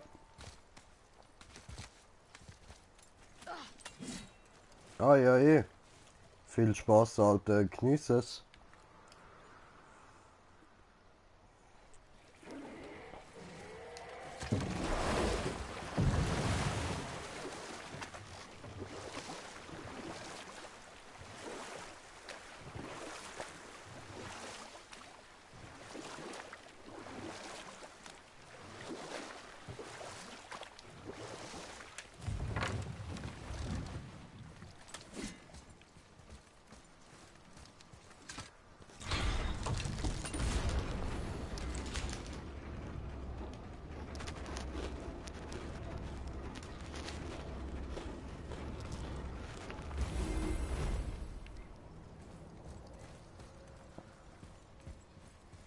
Ja. Dann gibst du mir das. Kann man immer brauchen. Ja, Mann, finde ich auch. Und... Feu. Noch ein Name. Ja, Mann, Kratos Feu. Noch eine Walküre. Das ist kein Zufall. Doch wer hat sie in Tyrs Feuerschalen geritzt?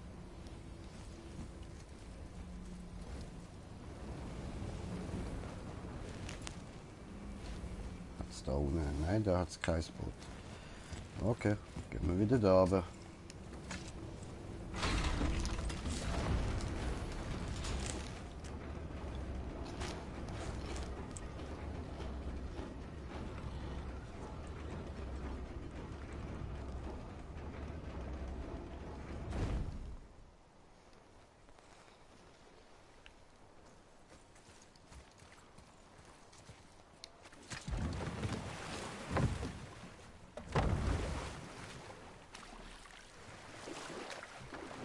So, und weiter.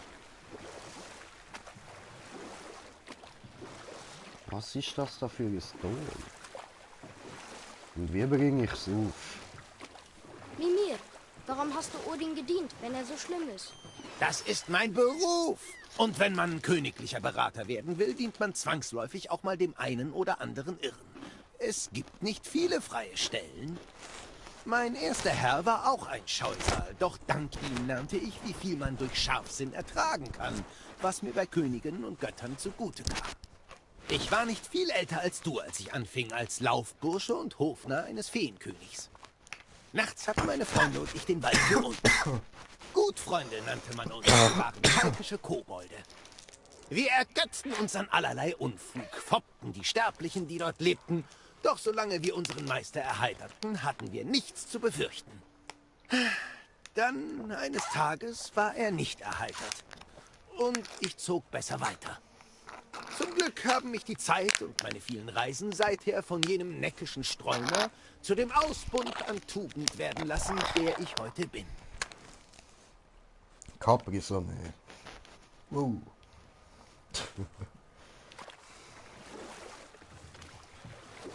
Ich dachte, da will jemand auf die Fresse.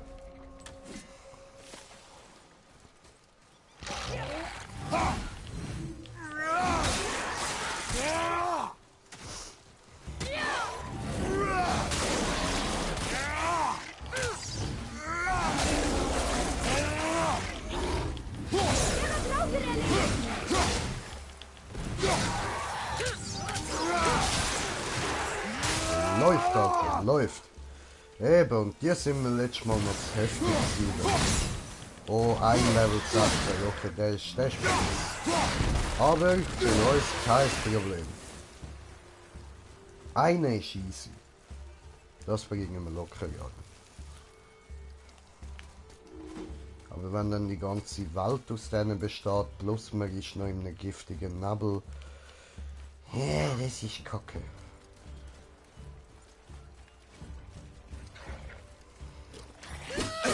Oh!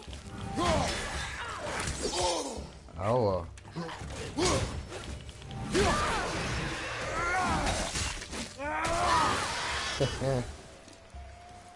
Geil. Es ist vorbei. Okay, die haben wir kurz platt gemacht. Das ist doch schon mal gut.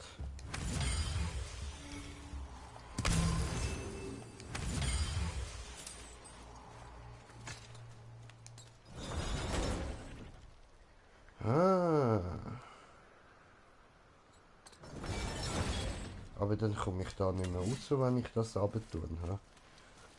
Das ist dann natürlich doof. Da komme ich auch nicht rauf. Jetzt, wie soll ich das machen?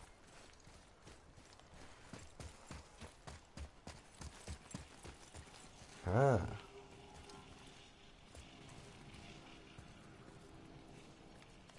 Scheiße. Das habe ich von unten nicht beachtet. Gut, dann da hier. Komm Junge, daher. Und... Ah nein, so. Das da. Bam. Er ist guter Junge. Er ist guter Junge.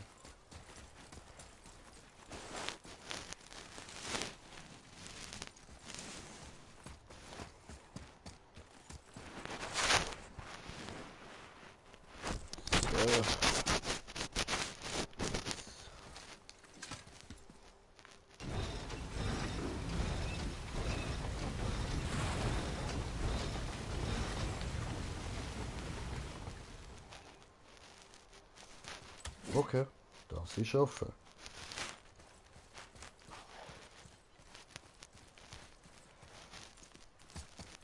Super.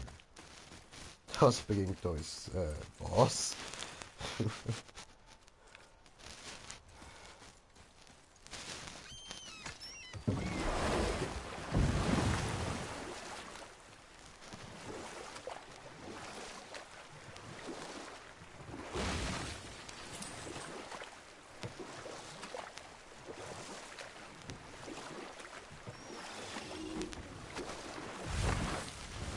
Neuer Stock.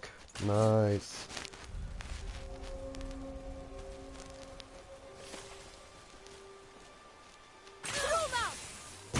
Hey. Nochmal. Bringt nichts. Okay.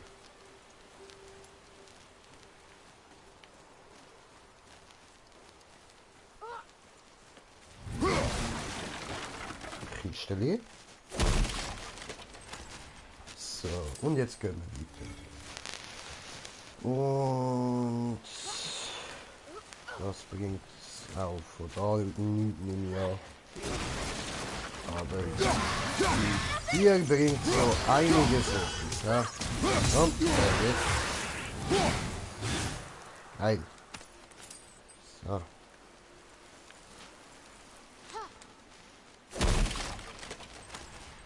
Ah, wie der gute alte Kratos, Mann. So haben wir das gern.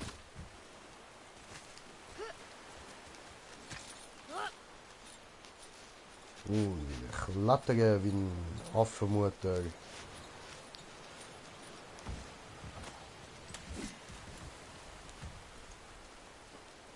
Tritt mir gegenüber, Gott des Donners! Deine Kampfansagen bedeuten den Göttern nichts, Geist. Sie hören nicht zu. Verspotte meinen Rachewunsch nicht. Meine Familie betete Thor an, doch ich will seinen Untergang. Beginnend mit der Statue über dem Grab meines Vaters. Unwahrscheinlich. Du bist tot. Gibt es was, das wir tun können? Natürlich gegen eine Belohnung. Wenn ihr die Statue zerstört, habt ihr meinen Segen, das Grab meines Vaters zu plündern. Er ruht auf einer Insel im Osten. Warum hast du Thor so sehr? Nach dem Tod meines Vaters errichtete meine Mutter die Statue über seinem Grab. Überraschenderweise sprach uns Thor persönlich sein Beileid aus. Zuerst freuten wir uns, doch schon bald nutzte er unsere Gastfreundschaft aus. Meine Mutter bat ihn zu gehen und Thor tötete sie im Rausch. Mir blieb alleine meine Trauer. Irgendwann verlor ich auch sie. Wut. Das tut mir sehr leid. Komm, Junge. Wir zerstören eine Statue. Scheiße gelaufen, nein, machen wir nicht.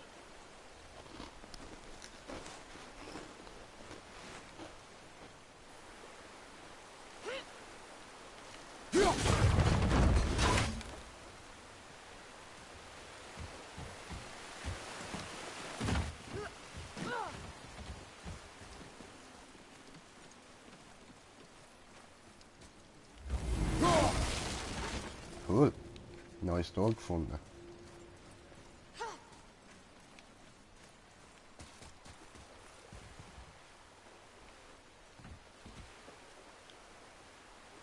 Hä?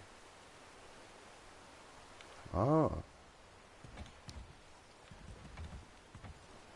Ja, ich schon sagen, gehen wir da mal schnell runter. Dann da Kette runterrühren, dann haben wir einen schnelleren Weg da rauf. Nein, nein, bleibt oben, bleibt oben. Und dann schieße ich mal dort drauf. So.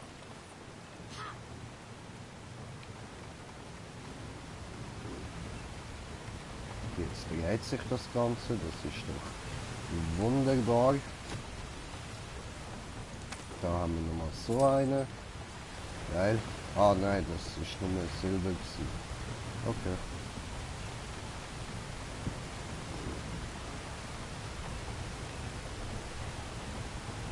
Dann drehe ich. Und wir können weiter.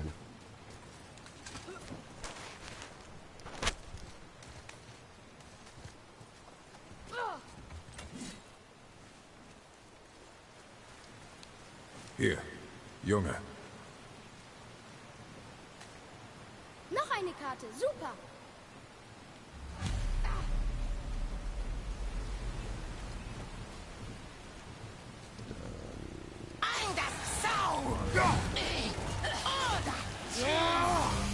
Vater, pass auf!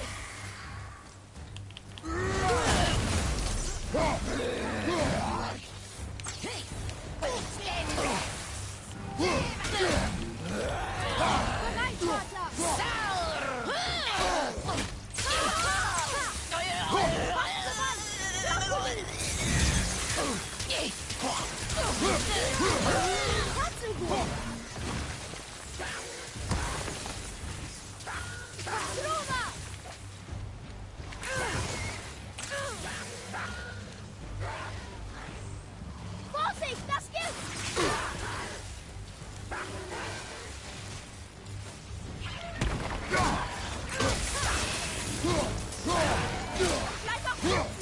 So, der ist schon down. Und jetzt noch der down. So, geschafft. Super.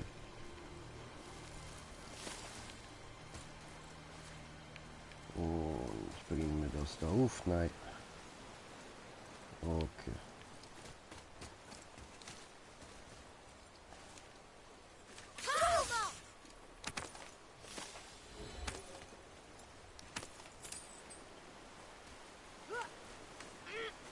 Aber was wir machen können, ist das. Hat noch nicht sehr viel gebracht. Okay.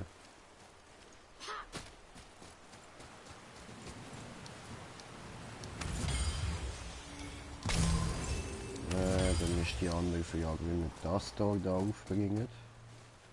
Und dahinter würde ich auch gerne noch wählen. Kann man da klettern? Nein.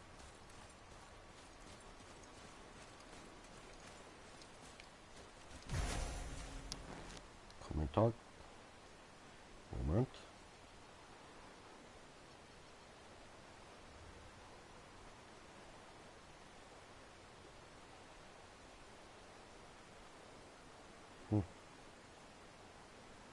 Wird mir ja kein Kommentar angezeigt, hat mir da aber gezeigt, dass es ein neuer gegeben hat. Keine Ahnung.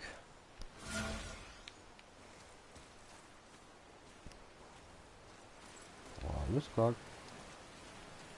Oder neue Zuschauer. Falls ja, willkommen.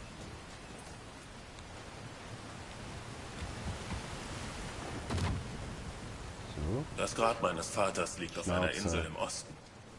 Verwechselt die Torstatue meiner Mutter nicht mit diesem monströsen Schandfleck im Süden. Cool. Das ist offen.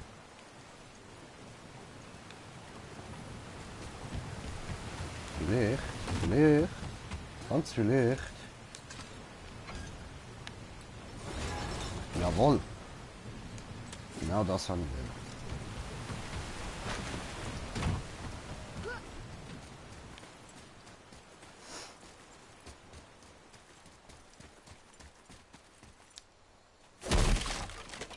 Nice.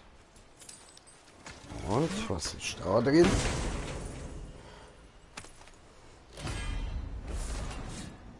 Nice.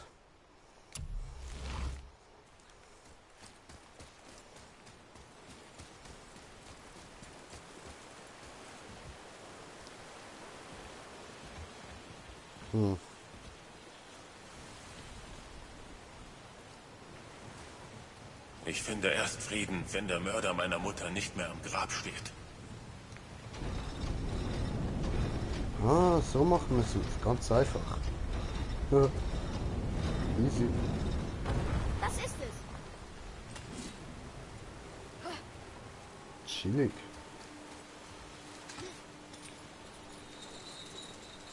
Habe ich dort etwas leuchten gesehen? Jawohl. Dort unten leuchtet es auch noch. Ich muss herausfinden, wie ich das Regal zum Drehen bringe.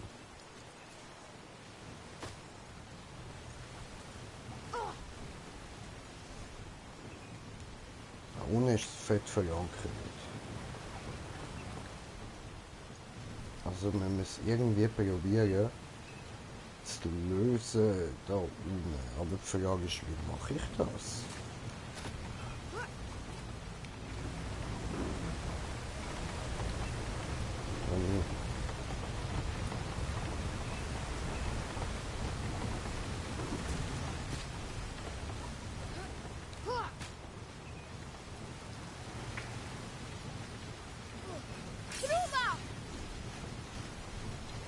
So mache ich das.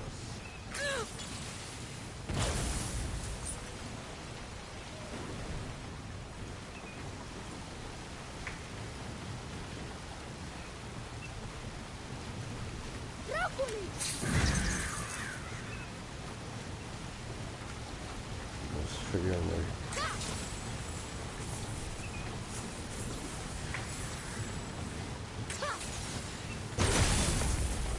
zu früh. Okay.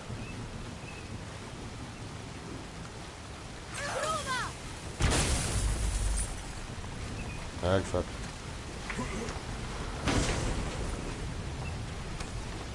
Bei nicht. Axtknopf. Gut. Makellos ist das nicht. Ah. Geil.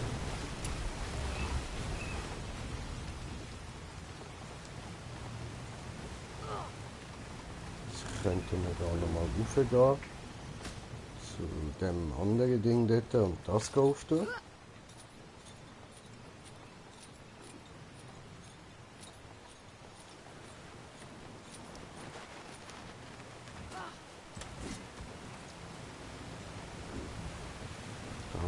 So nicht mehr.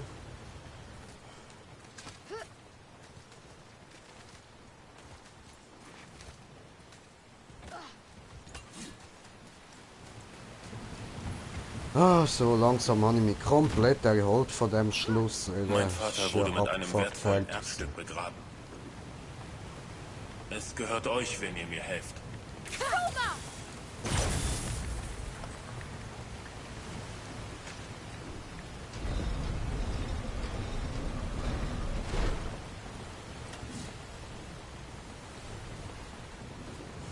Jo, schön. Ah, cool. Geile Sache, geile Sache.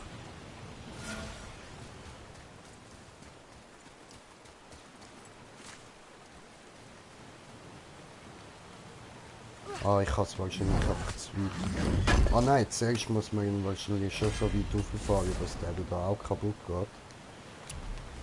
Und dann wieder runterfahren, dass man überhaupt da kommt.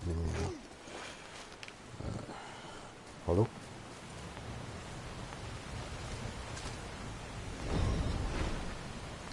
Gut. Jawohl. So geht das Ganze. Autsch. So.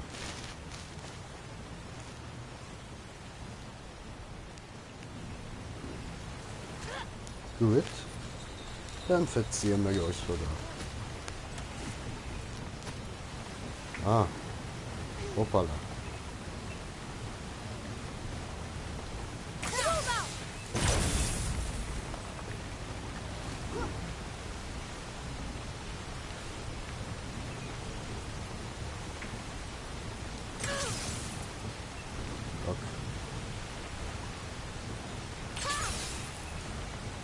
Scheiße.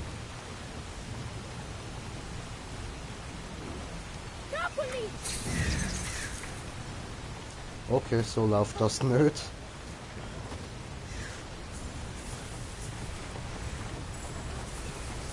Ach komm, scheiß auf die Kiste. Wir gehen jetzt mal weiter. Ausser wir schaffen das von da. Ja, das sollte eigentlich möglich sein.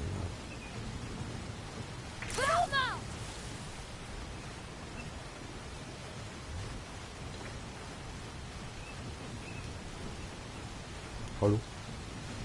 Warum nicht geschossen, du Sack, du Kleiner?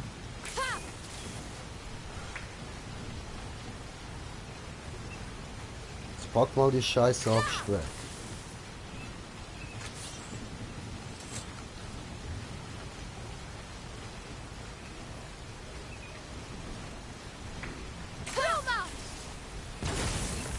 Nice! Hast doch noch eine gebracht, geil.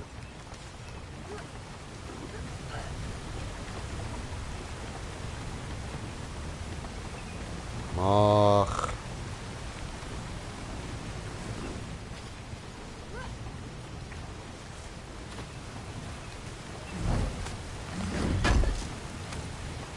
Gut.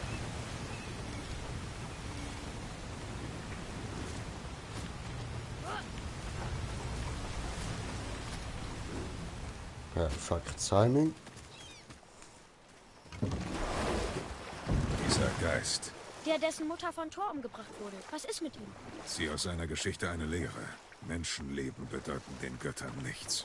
Ich weiß, Vater. Du weißt. Aber hörst du auch zu? Ja. Gut.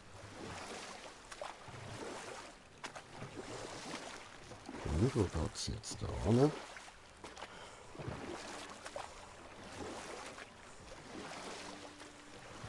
Mimir, wie hat es dich hierher verschlagen? Junge, es kommt eine Zeit im Leben eines jeden Mannes, da er seinen Namen ändert und nordwärts zieht, um neu zu beginnen. Genug. Keine Geschichten. Wir laufen. Wir konzentrieren uns auf den Weg. Verstehe ich voll und ganz. Ich erzähl später.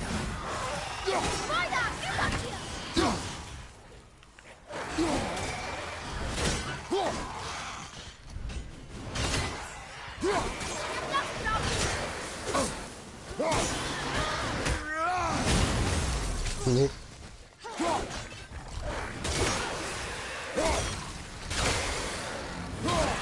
Bam.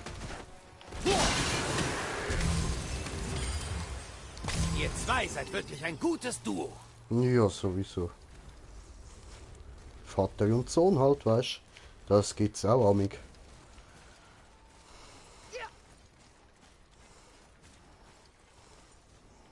Okay, erst mal dahin.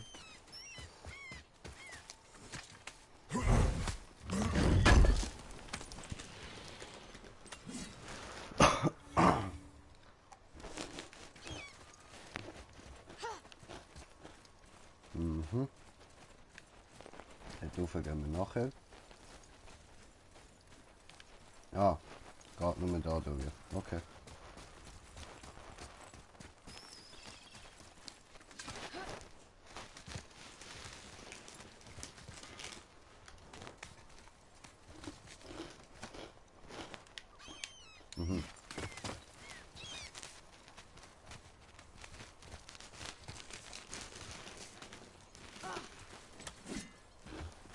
Habt ihr den Alchemisten aufgespürt, den ihr finden solltet? Nö.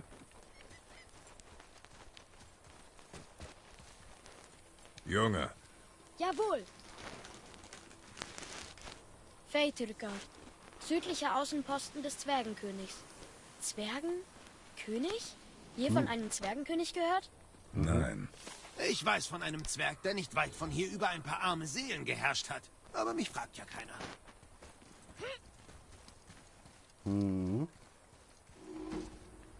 Ich kann dich nicht fragen, sagen.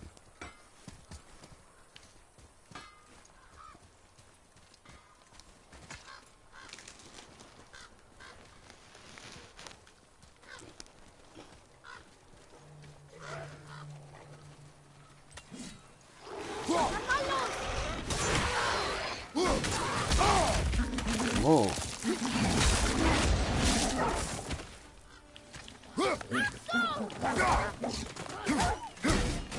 Elf Brüdler. Tja.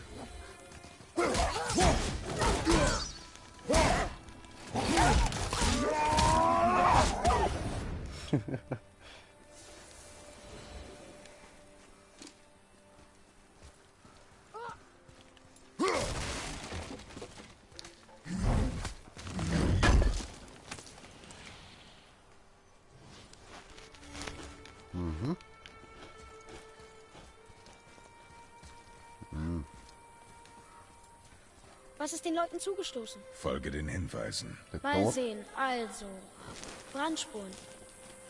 Sie sind in Gruppen versammelt. Sie haben sich vielleicht vor etwas versteckt, das Feuer spalt. Aber gestorben sind sie trotzdem.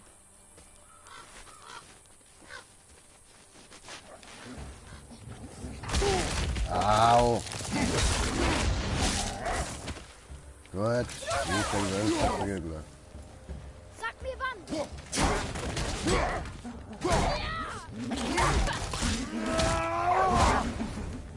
Ah.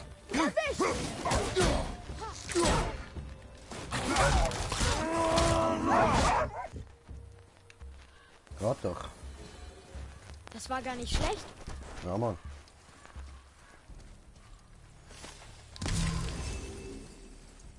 Was steht da? Ja, Vater! Vader Daud. Ein Das Döner in bedeutet Taschenbrot heute zu Todesjahr. halbem Preis. Na toll.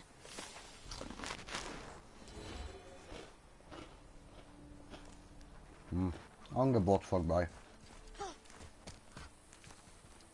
Hier, Junge. Ja. Verflucht sei der Zwergenkönig, Geisel der Menschheit. Klingt, als wäre er kein guter König gewesen. Warum haben sie ihn wohl so gehasst? Jetzt sind sie tot. Spielt es eine Rolle? Nein, ich bin bloß neugierig. Neugierde ist gefährlich, Junge. Konzentrier dich. Concentration.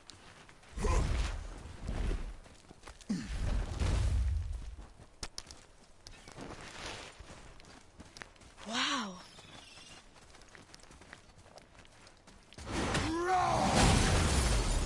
Hoppala.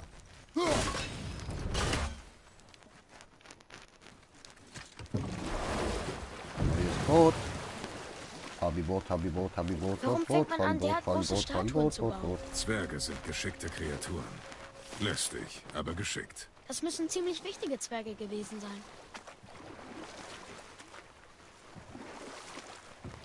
Wo bin ich eigentlich? Ach so. Okay. Was ist das? Ah. Das ist da hinten. Ja, wenn ich gerade da bin, könnte ich das prinzipiell schon machen. Hm. Mimir, wie hat es dich hierher verschlagen? Junge, es kommt eine Zeit im Leben eines jeden Mannes, da er seinen Namen ändert und nordwärts zieht, um neu zu beginnen. Wir machen später weiter. Also, da ist sie. Sie muss eine Schwachstelle haben. Irgendwo.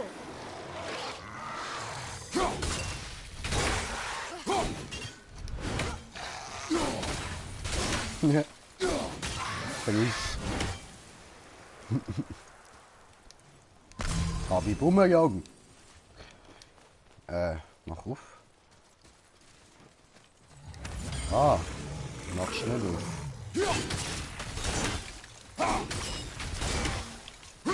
Verlies. Sehr gut. Mach's jetzt auf. Jawohl. Noch schnell ein bisschen den Fettsack killen. Gut, gut, machen wir weiter.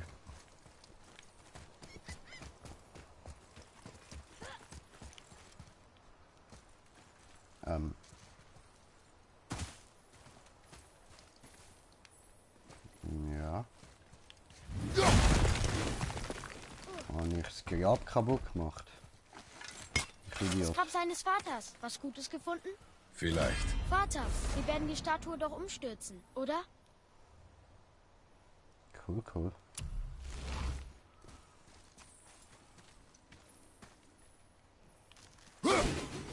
Das hat gesessen. Ich wollte es alleine hinkriegen.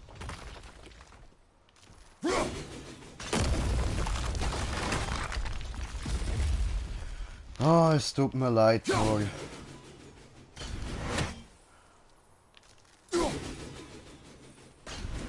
Okay, das hat auch nicht gelangt. Dann klettern wir da wieder rauf.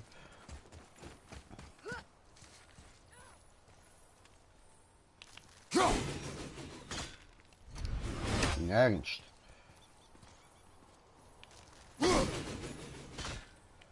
Alter, den vollen Ernst. Sieht aus, als würde sie gleich umfallen.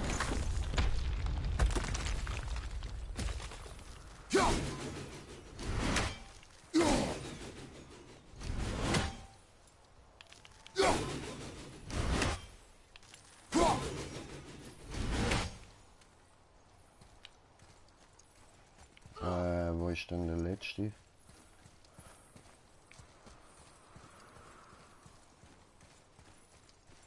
Ja. Und das Tor. So stark war er gar nicht. So leicht fallen Götter nicht, Junge. Ich weiß. Das war nur ein Witz. Noch macht man Witze über sie. Tut mir leid.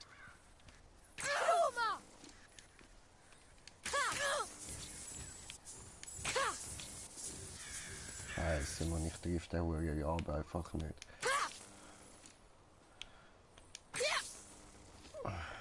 Fuck. Okay, wenn wir das. Will die ganz schnell first. Das ist nicht gut. Vater, warum machen die Götter den Sterblichen so viele Probleme? Weil das ihre Natur ist. Aber mit so viel Macht sollte man doch meinen, dass wenigstens ein paar versuchen, das Leben besser zu machen. Und trotzdem verbreiten die Götter nur Elend. Das ist das Leben, Junge. Na, wenigstens tun wir etwas Gutes. Oder?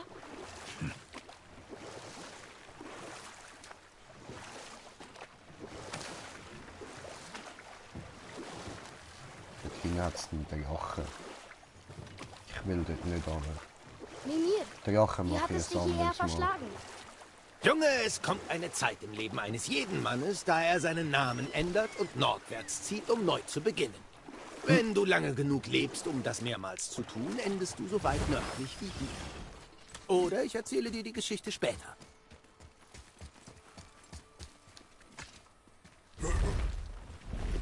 Okay. Dann später.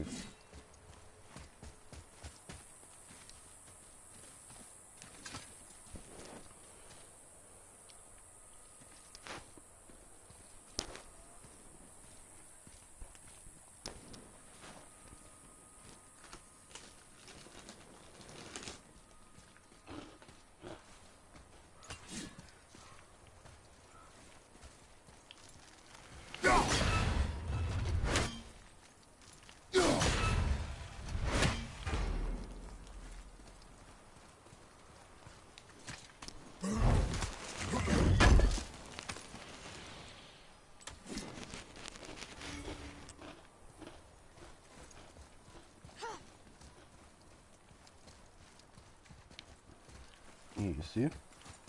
Da haben wir ja alles. Dann gehen wir wieder.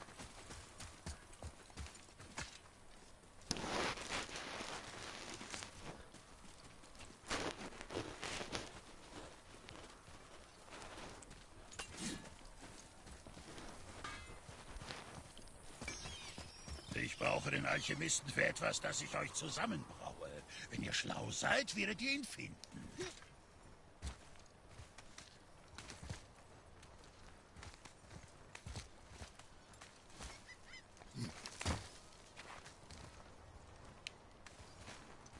Easy.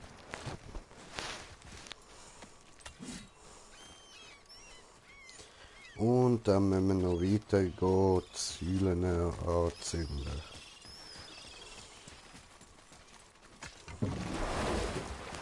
Jetzt können wir noch eine Säule anzünden und dann würde ich sagen, mache ich da Schluss.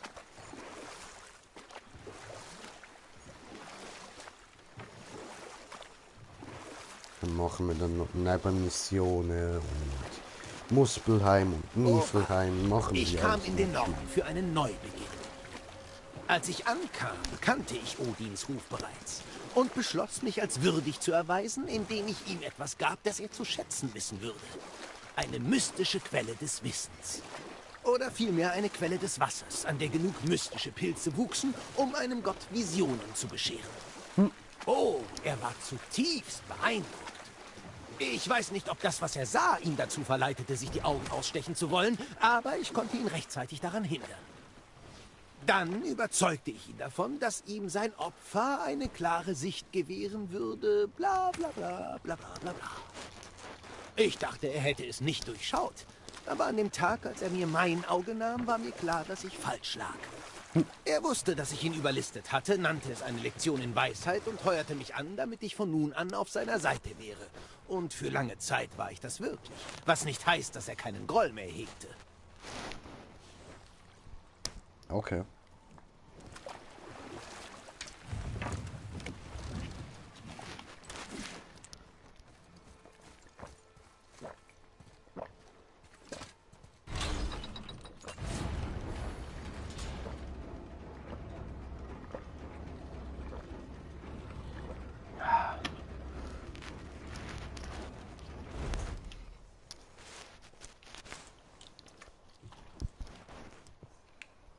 Kopiste. Beste. Tenerife. Beste. So, sorry. Noch ein Name. Gündul.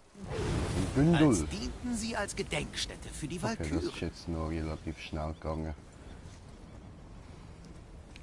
Können wir die nächste auch noch machen, komm.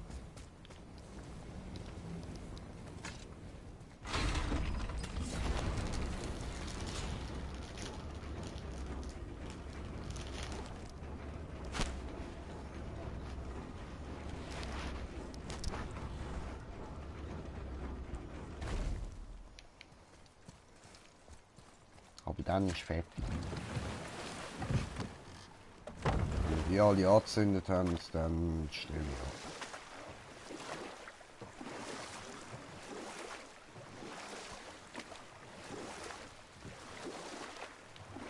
Ja, da geht es auch noch hinterher.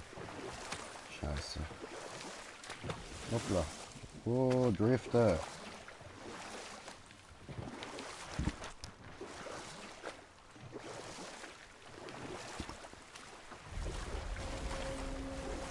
Da geht's wohin?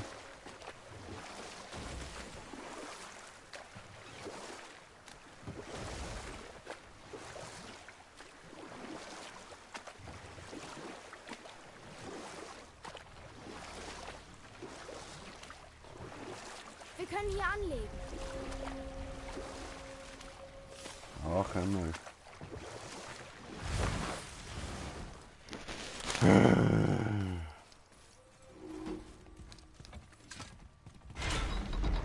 Aha, schon gesehen, dass dort noch etwas liegt.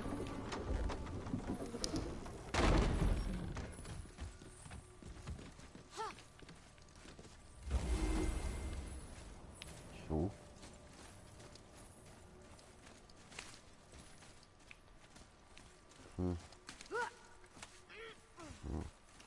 Und da geht's wieder rein.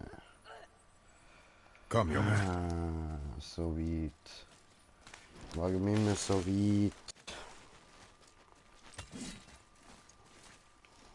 Oh je.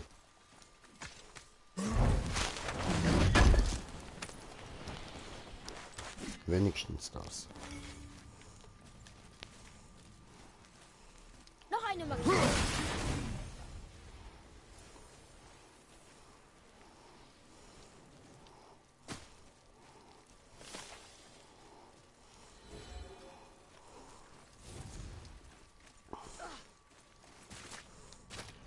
So, beim Rückweg schauen wir uns dann alles genauer an.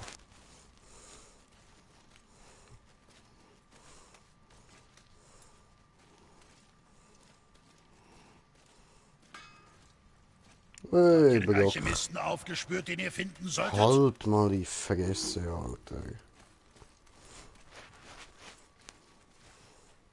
Kannst du das lesen? Jawohl. Diese Runen lauten Tod im Inneren. Jee, das klingt doch super. Tod im Inneren. Auftun. Inneres anschauen.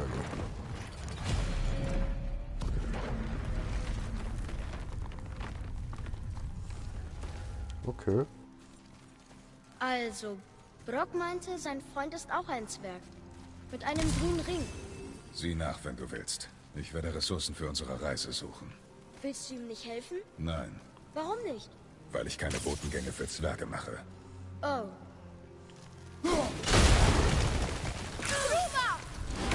Vorgewarnt. Ja, ja, ich weiß, ich spreche Spanisch.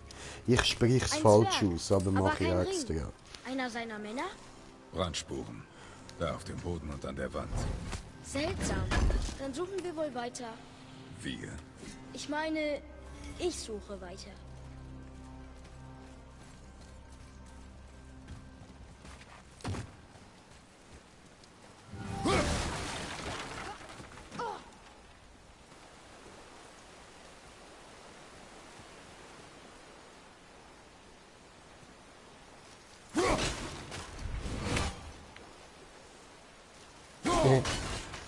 Mach das Skelett kaputt.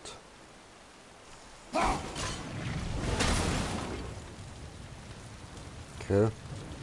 Das hat jetzt was gebracht? Nicht. Wundervoll.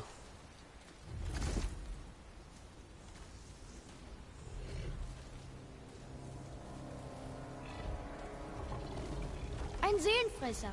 Tötet er uns, war's das. Kein Valhall, kein Heil, kein Jenseits, niemals. Er greift nicht an.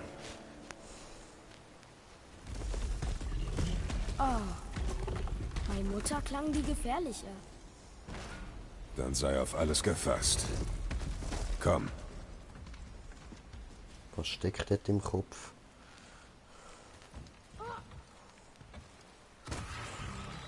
Draugen, hinter dir! Ja, ja. Aber haben da oben etwas.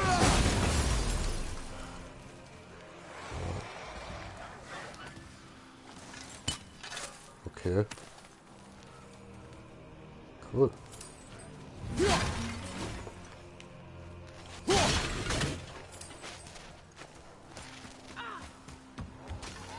Mach dich bereit, Junge. Ah, das hätt's mir gedacht. Okay. Vorsicht, links! Schön. So sieht's aus!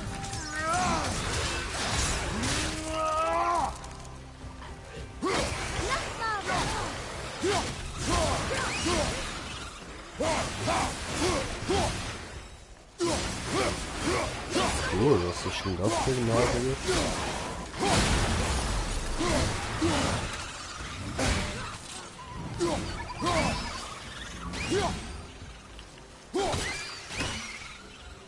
Nice.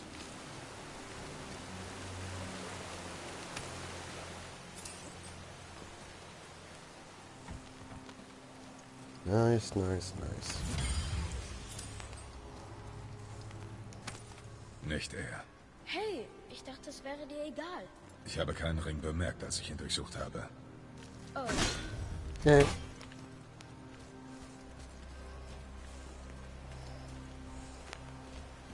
Okay. Da rauf, wir von der anderen Seite. Alles klar. Gut, dann dem Ding noch. Ich will es jetzt glatt machen. Sei bereit.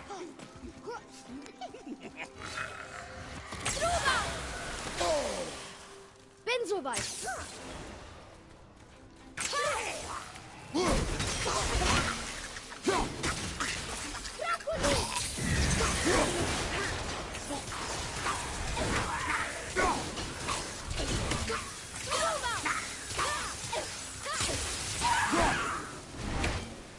Ach so. Schon tot. Okay.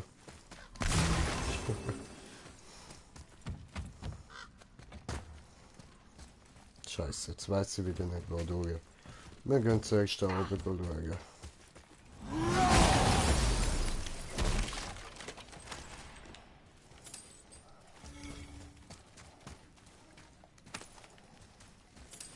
Kein Ring. Wir werden Brocks Freund nicht lebendig finden, oder? Ne?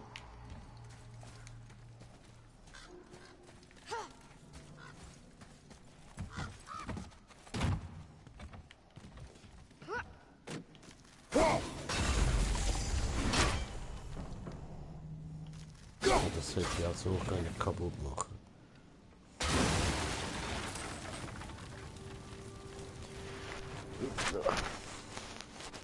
So.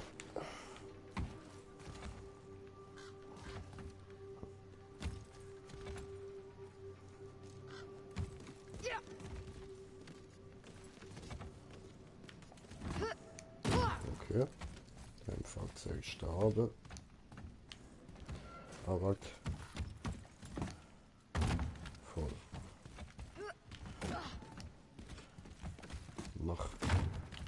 So.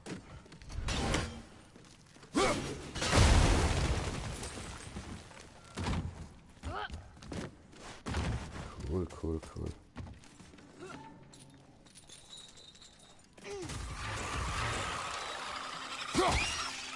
Links von dir!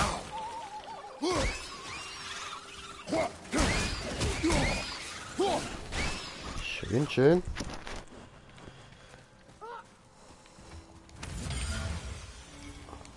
Alles verprügelt. Ah, ich merke, ich werde langsam wieder müde. Ich rede schon so gut wie gar nicht mehr. Hier, Junge.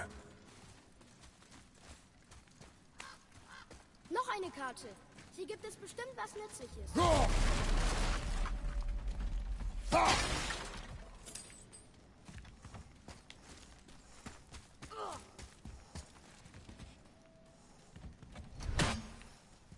Cool.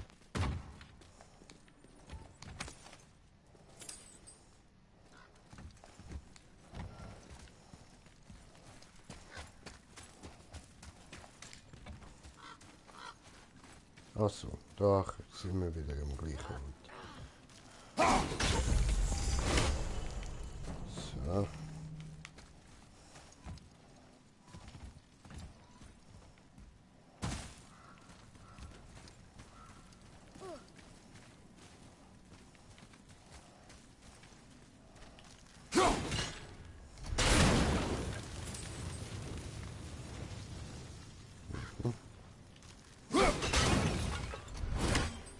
Vielleicht gescheiter nicht alle kaputt machen jetzt schon. Ja. Egal, wir schaffen es eh auch. Und. Wow.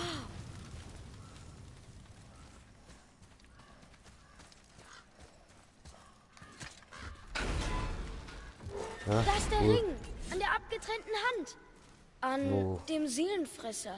Ah. Tja. Jetzt wissen wir, was Andvari zugestoßen ist. Wir können es Brock sagen. Wir müssen nicht kämpfen, oder? Doch, wir kämpfen gegen ihn, Aber warum? weil du Angst vor ihm hast. Arschloch.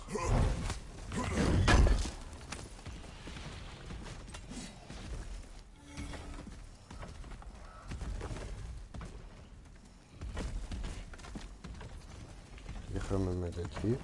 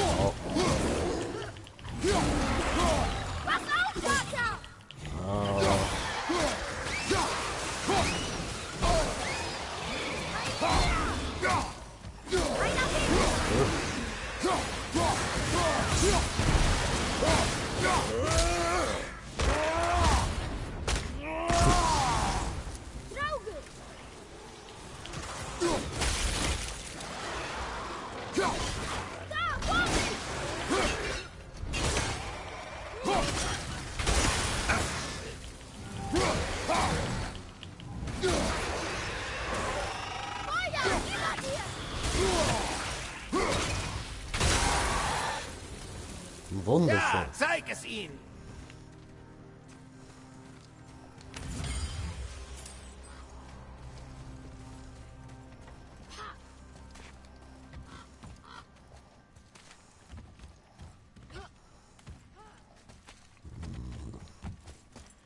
Jetzt irgendwie da raufkommen, oder was?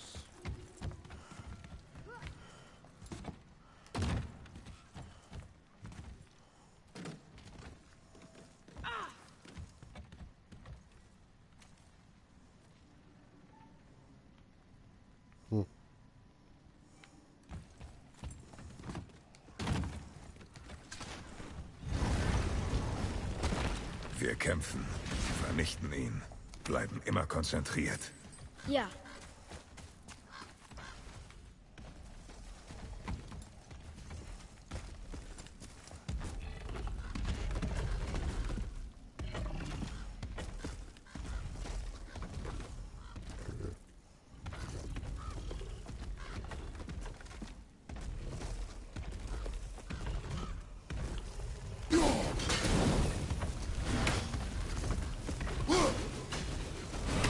Das juckt ja nicht. Easy. Vielleicht nicht vergessen.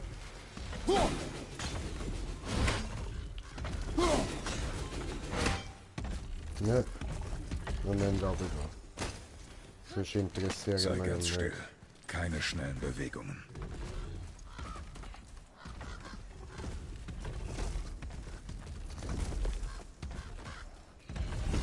Direkt hinter dir. Achtung, Feuer!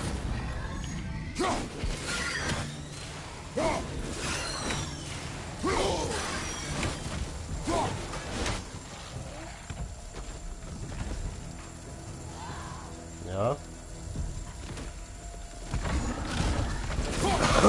Rechts von dir sind noch mehr Blauber. Er will! Au. Hier, für dich!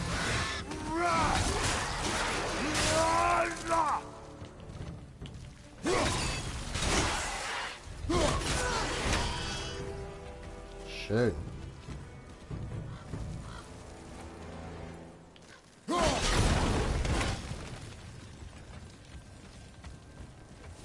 Ja, das ist jetzt auch nicht so schwer gewesen.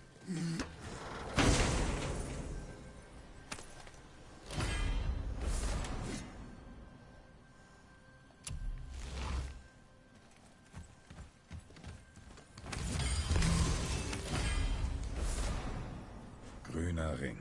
Zwergeninschrift. Der Alchemist. Aber wo ist der Rest von ihm? Ne, Höchstwahrscheinlich Asche. Der Seelenfresser hat ihn erwischt. Wir sollten das hier zu Brock bringen.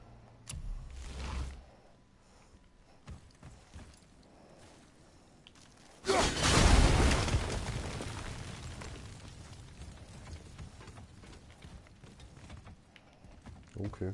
Da geht's weiter, aber.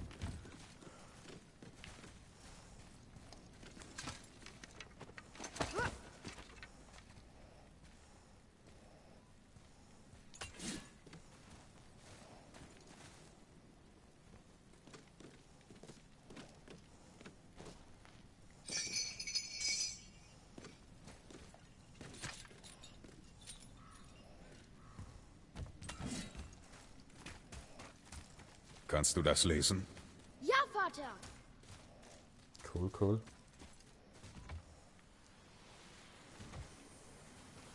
Diese Runen wurden hastig geschrieben. Da steht Igimsteini. Keine Ahnung, was das heißt. Wir werden den Blauen Tolle fragen. Übersetzung. Dann bist du jetzt interessiert? Wir haben seinen Alchemisten gefunden. Uns steht eine Belohnung zu. Mhm.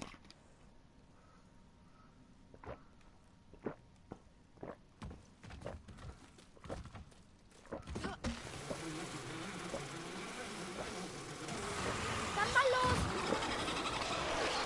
Ja, toll.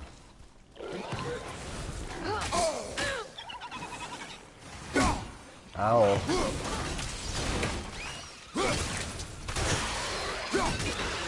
Augen hinter dir!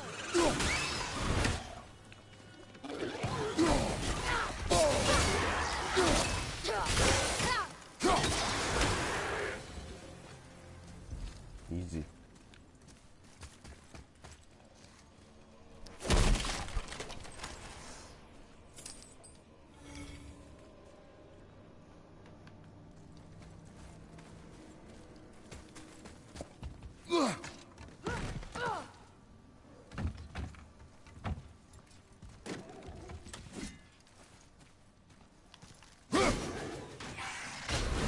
Mach dich bereit, Junge!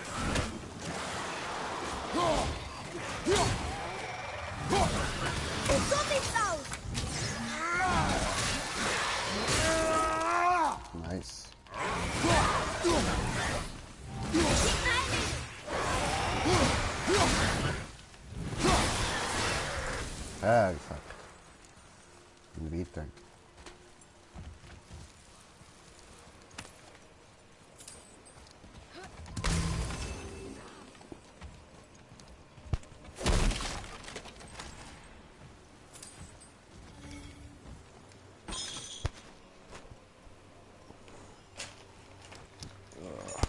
Moment, muss mein Handy neu einstecken.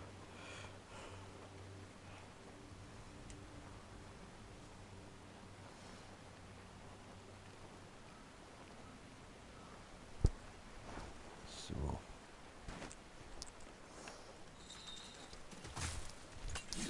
Ah, was sind meine Zigaretten? Ah. Rauchen ist gesund, macht das auch.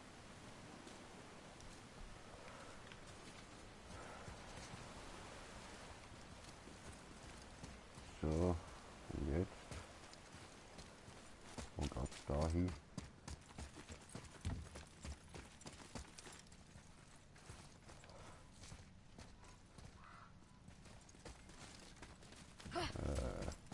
Ich glaube nicht richtig, oder?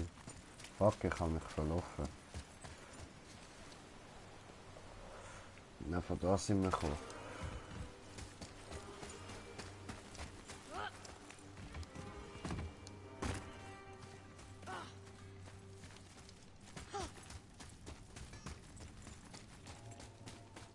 Was habt ihr gefunden?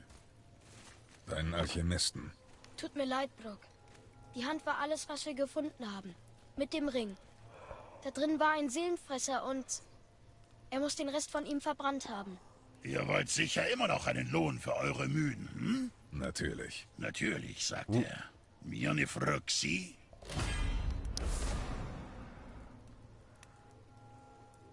Ich sehe mir diesen Ring einmal näher an. Vielleicht hat Antvari ihn mit Magie erfüllt, bevor er abgekratzt ist. Zwerge können das? Klar, Zwerge und magische Edelsteine sind wie Fliegen und Schweinedärme. Die ganz zarten. Ich will's gar nicht so genau wissen. Gehen wir's an.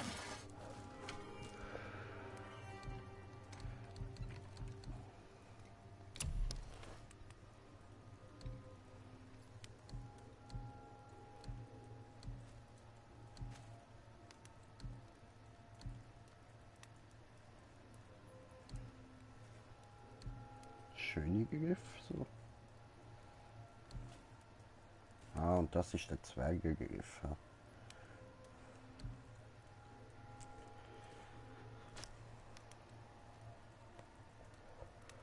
Murder Rate Schub.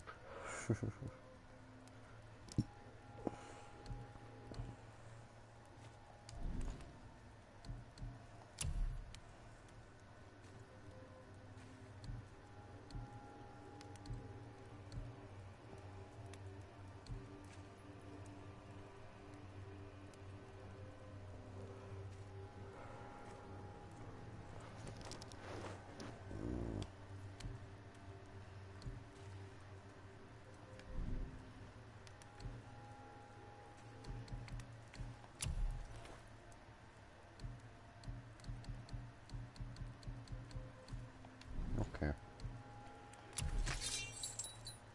Und dann sage ich den. Ist ohnehin wieder Zeit für eine Pause. Aha. Dann mach du eine Pause.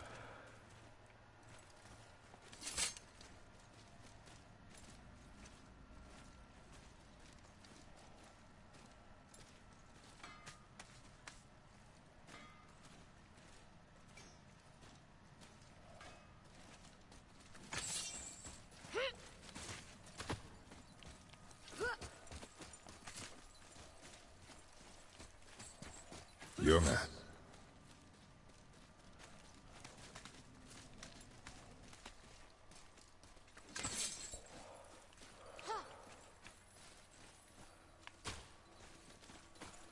So, mal.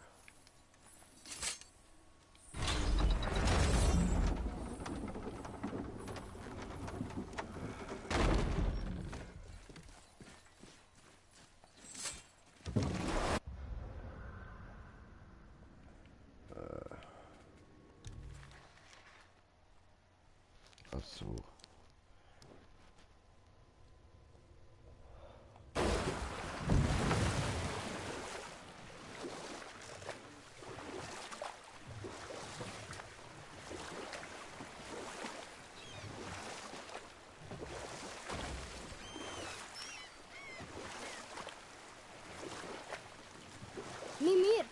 verstehe trotzdem nicht, warum du Odin dienen wolltest. Damals war ich noch jung und besaß Ehrgeiz. Die Asengötter waren die mächtigsten Wesen, denen ich je begegnet war. Doch ihnen mangelte es an Strategie, Zielsetzung und weisem Rat.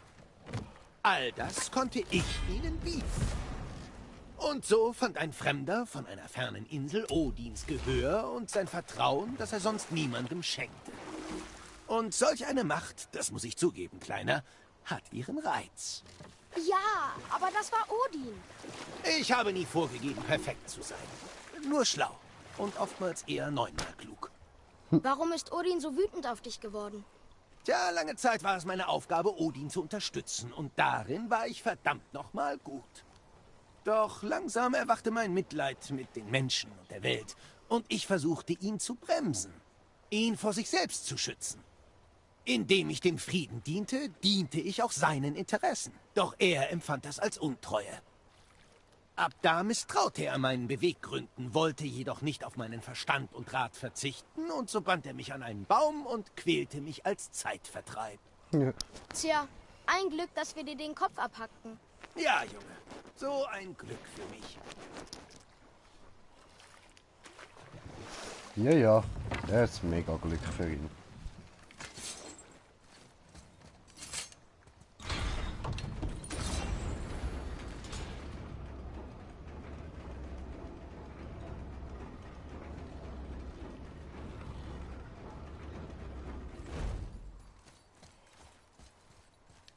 Noch ein Name. Rota! Jemand, der die Walküren sehr liebte. Wer nur? Vielleicht die Königin?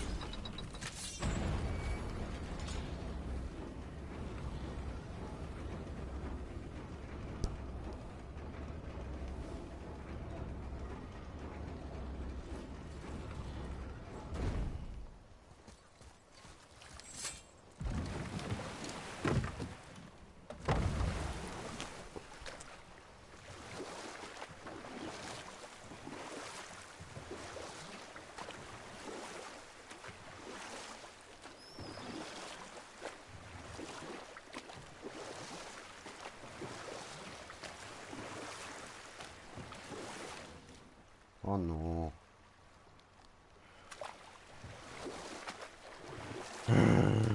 Ich glaube, du bist so einer, Mann.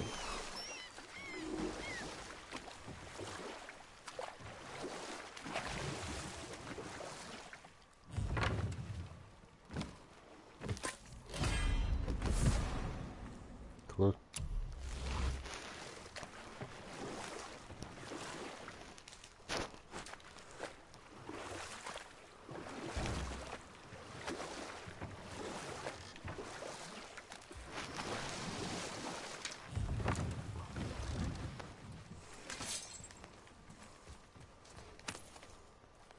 Hä?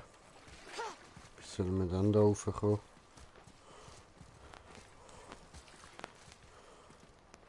Ah.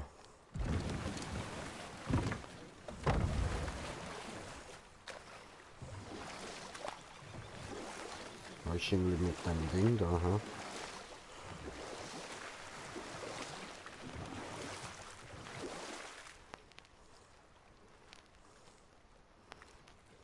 Mimir, was ist aus dem Sohn des Steinmetzes geworden?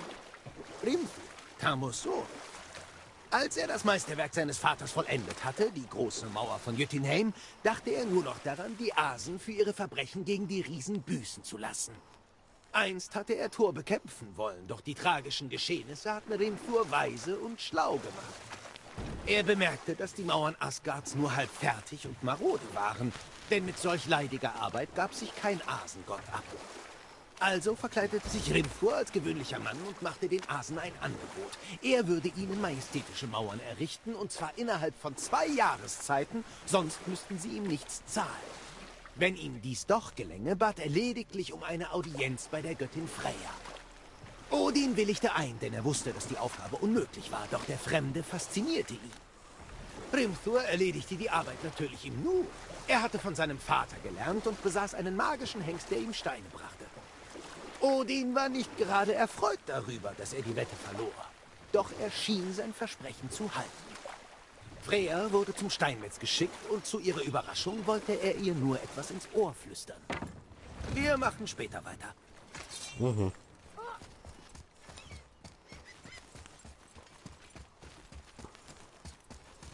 So, ich will nämlich noch etwas schauen. Zwar, ob wir nach Asgard kommen. Aber ich glaube es nicht. Ich glaube, das ist gesperrt. Dort kommt man wahrscheinlich nie an. Hallo, hey, muss euch zwar um einen weiteren Gefallen bitten. Was? Was willst du, Zwerg? Ich habe noch eine Spur zu meinem Kumpel Andvari. Trefft mich bei den Landshüterminen. Ist auch eine Menge hübscher Beute für euch drin. Noch eine Spur? Aber wir haben ihn schon gefunden. Naja, zumindest eine Hand von ihm. Ich erklär's euch bei den Minen. Diese hier sind südlich der Flusslande. Wollt ihr zwei jetzt irgendwas oder steht ihr einfach nur faul da rum und starrt Löcher in die Luft? Ciao.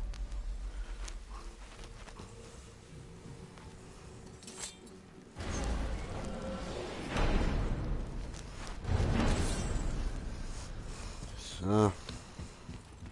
Jetzt nur mal kurz schauen, aber bin mir ziemlich sicher, Asgard ist blockiert.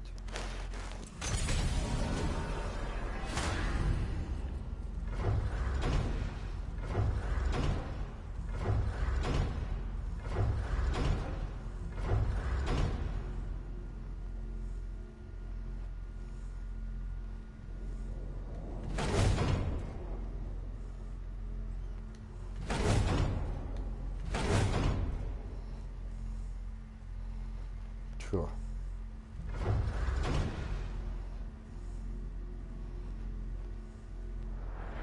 Okay.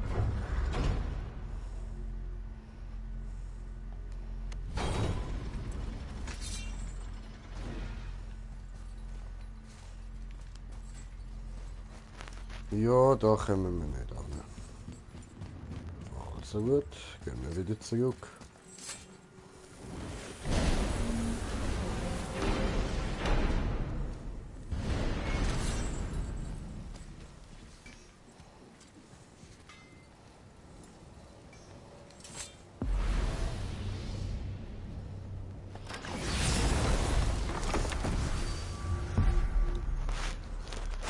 So.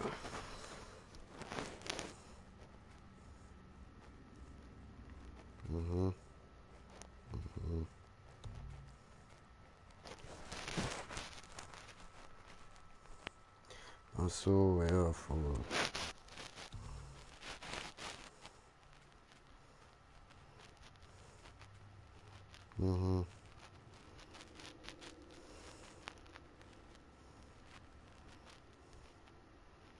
Ah, das ist da hinten.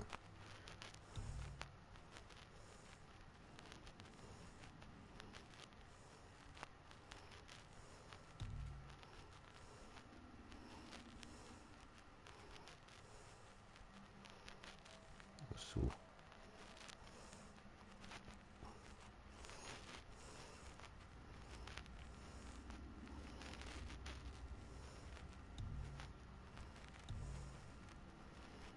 Ja, und das haben wir ja schon gesehen.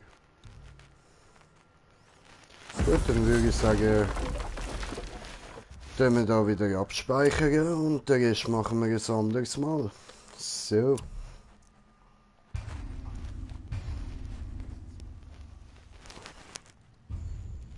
Dann bedanke ich mich herzlich fürs Zuschauen und hoffe, ja, doch, passt schon, hoffe, ihr seid auch nächstes Mal wieder dabei.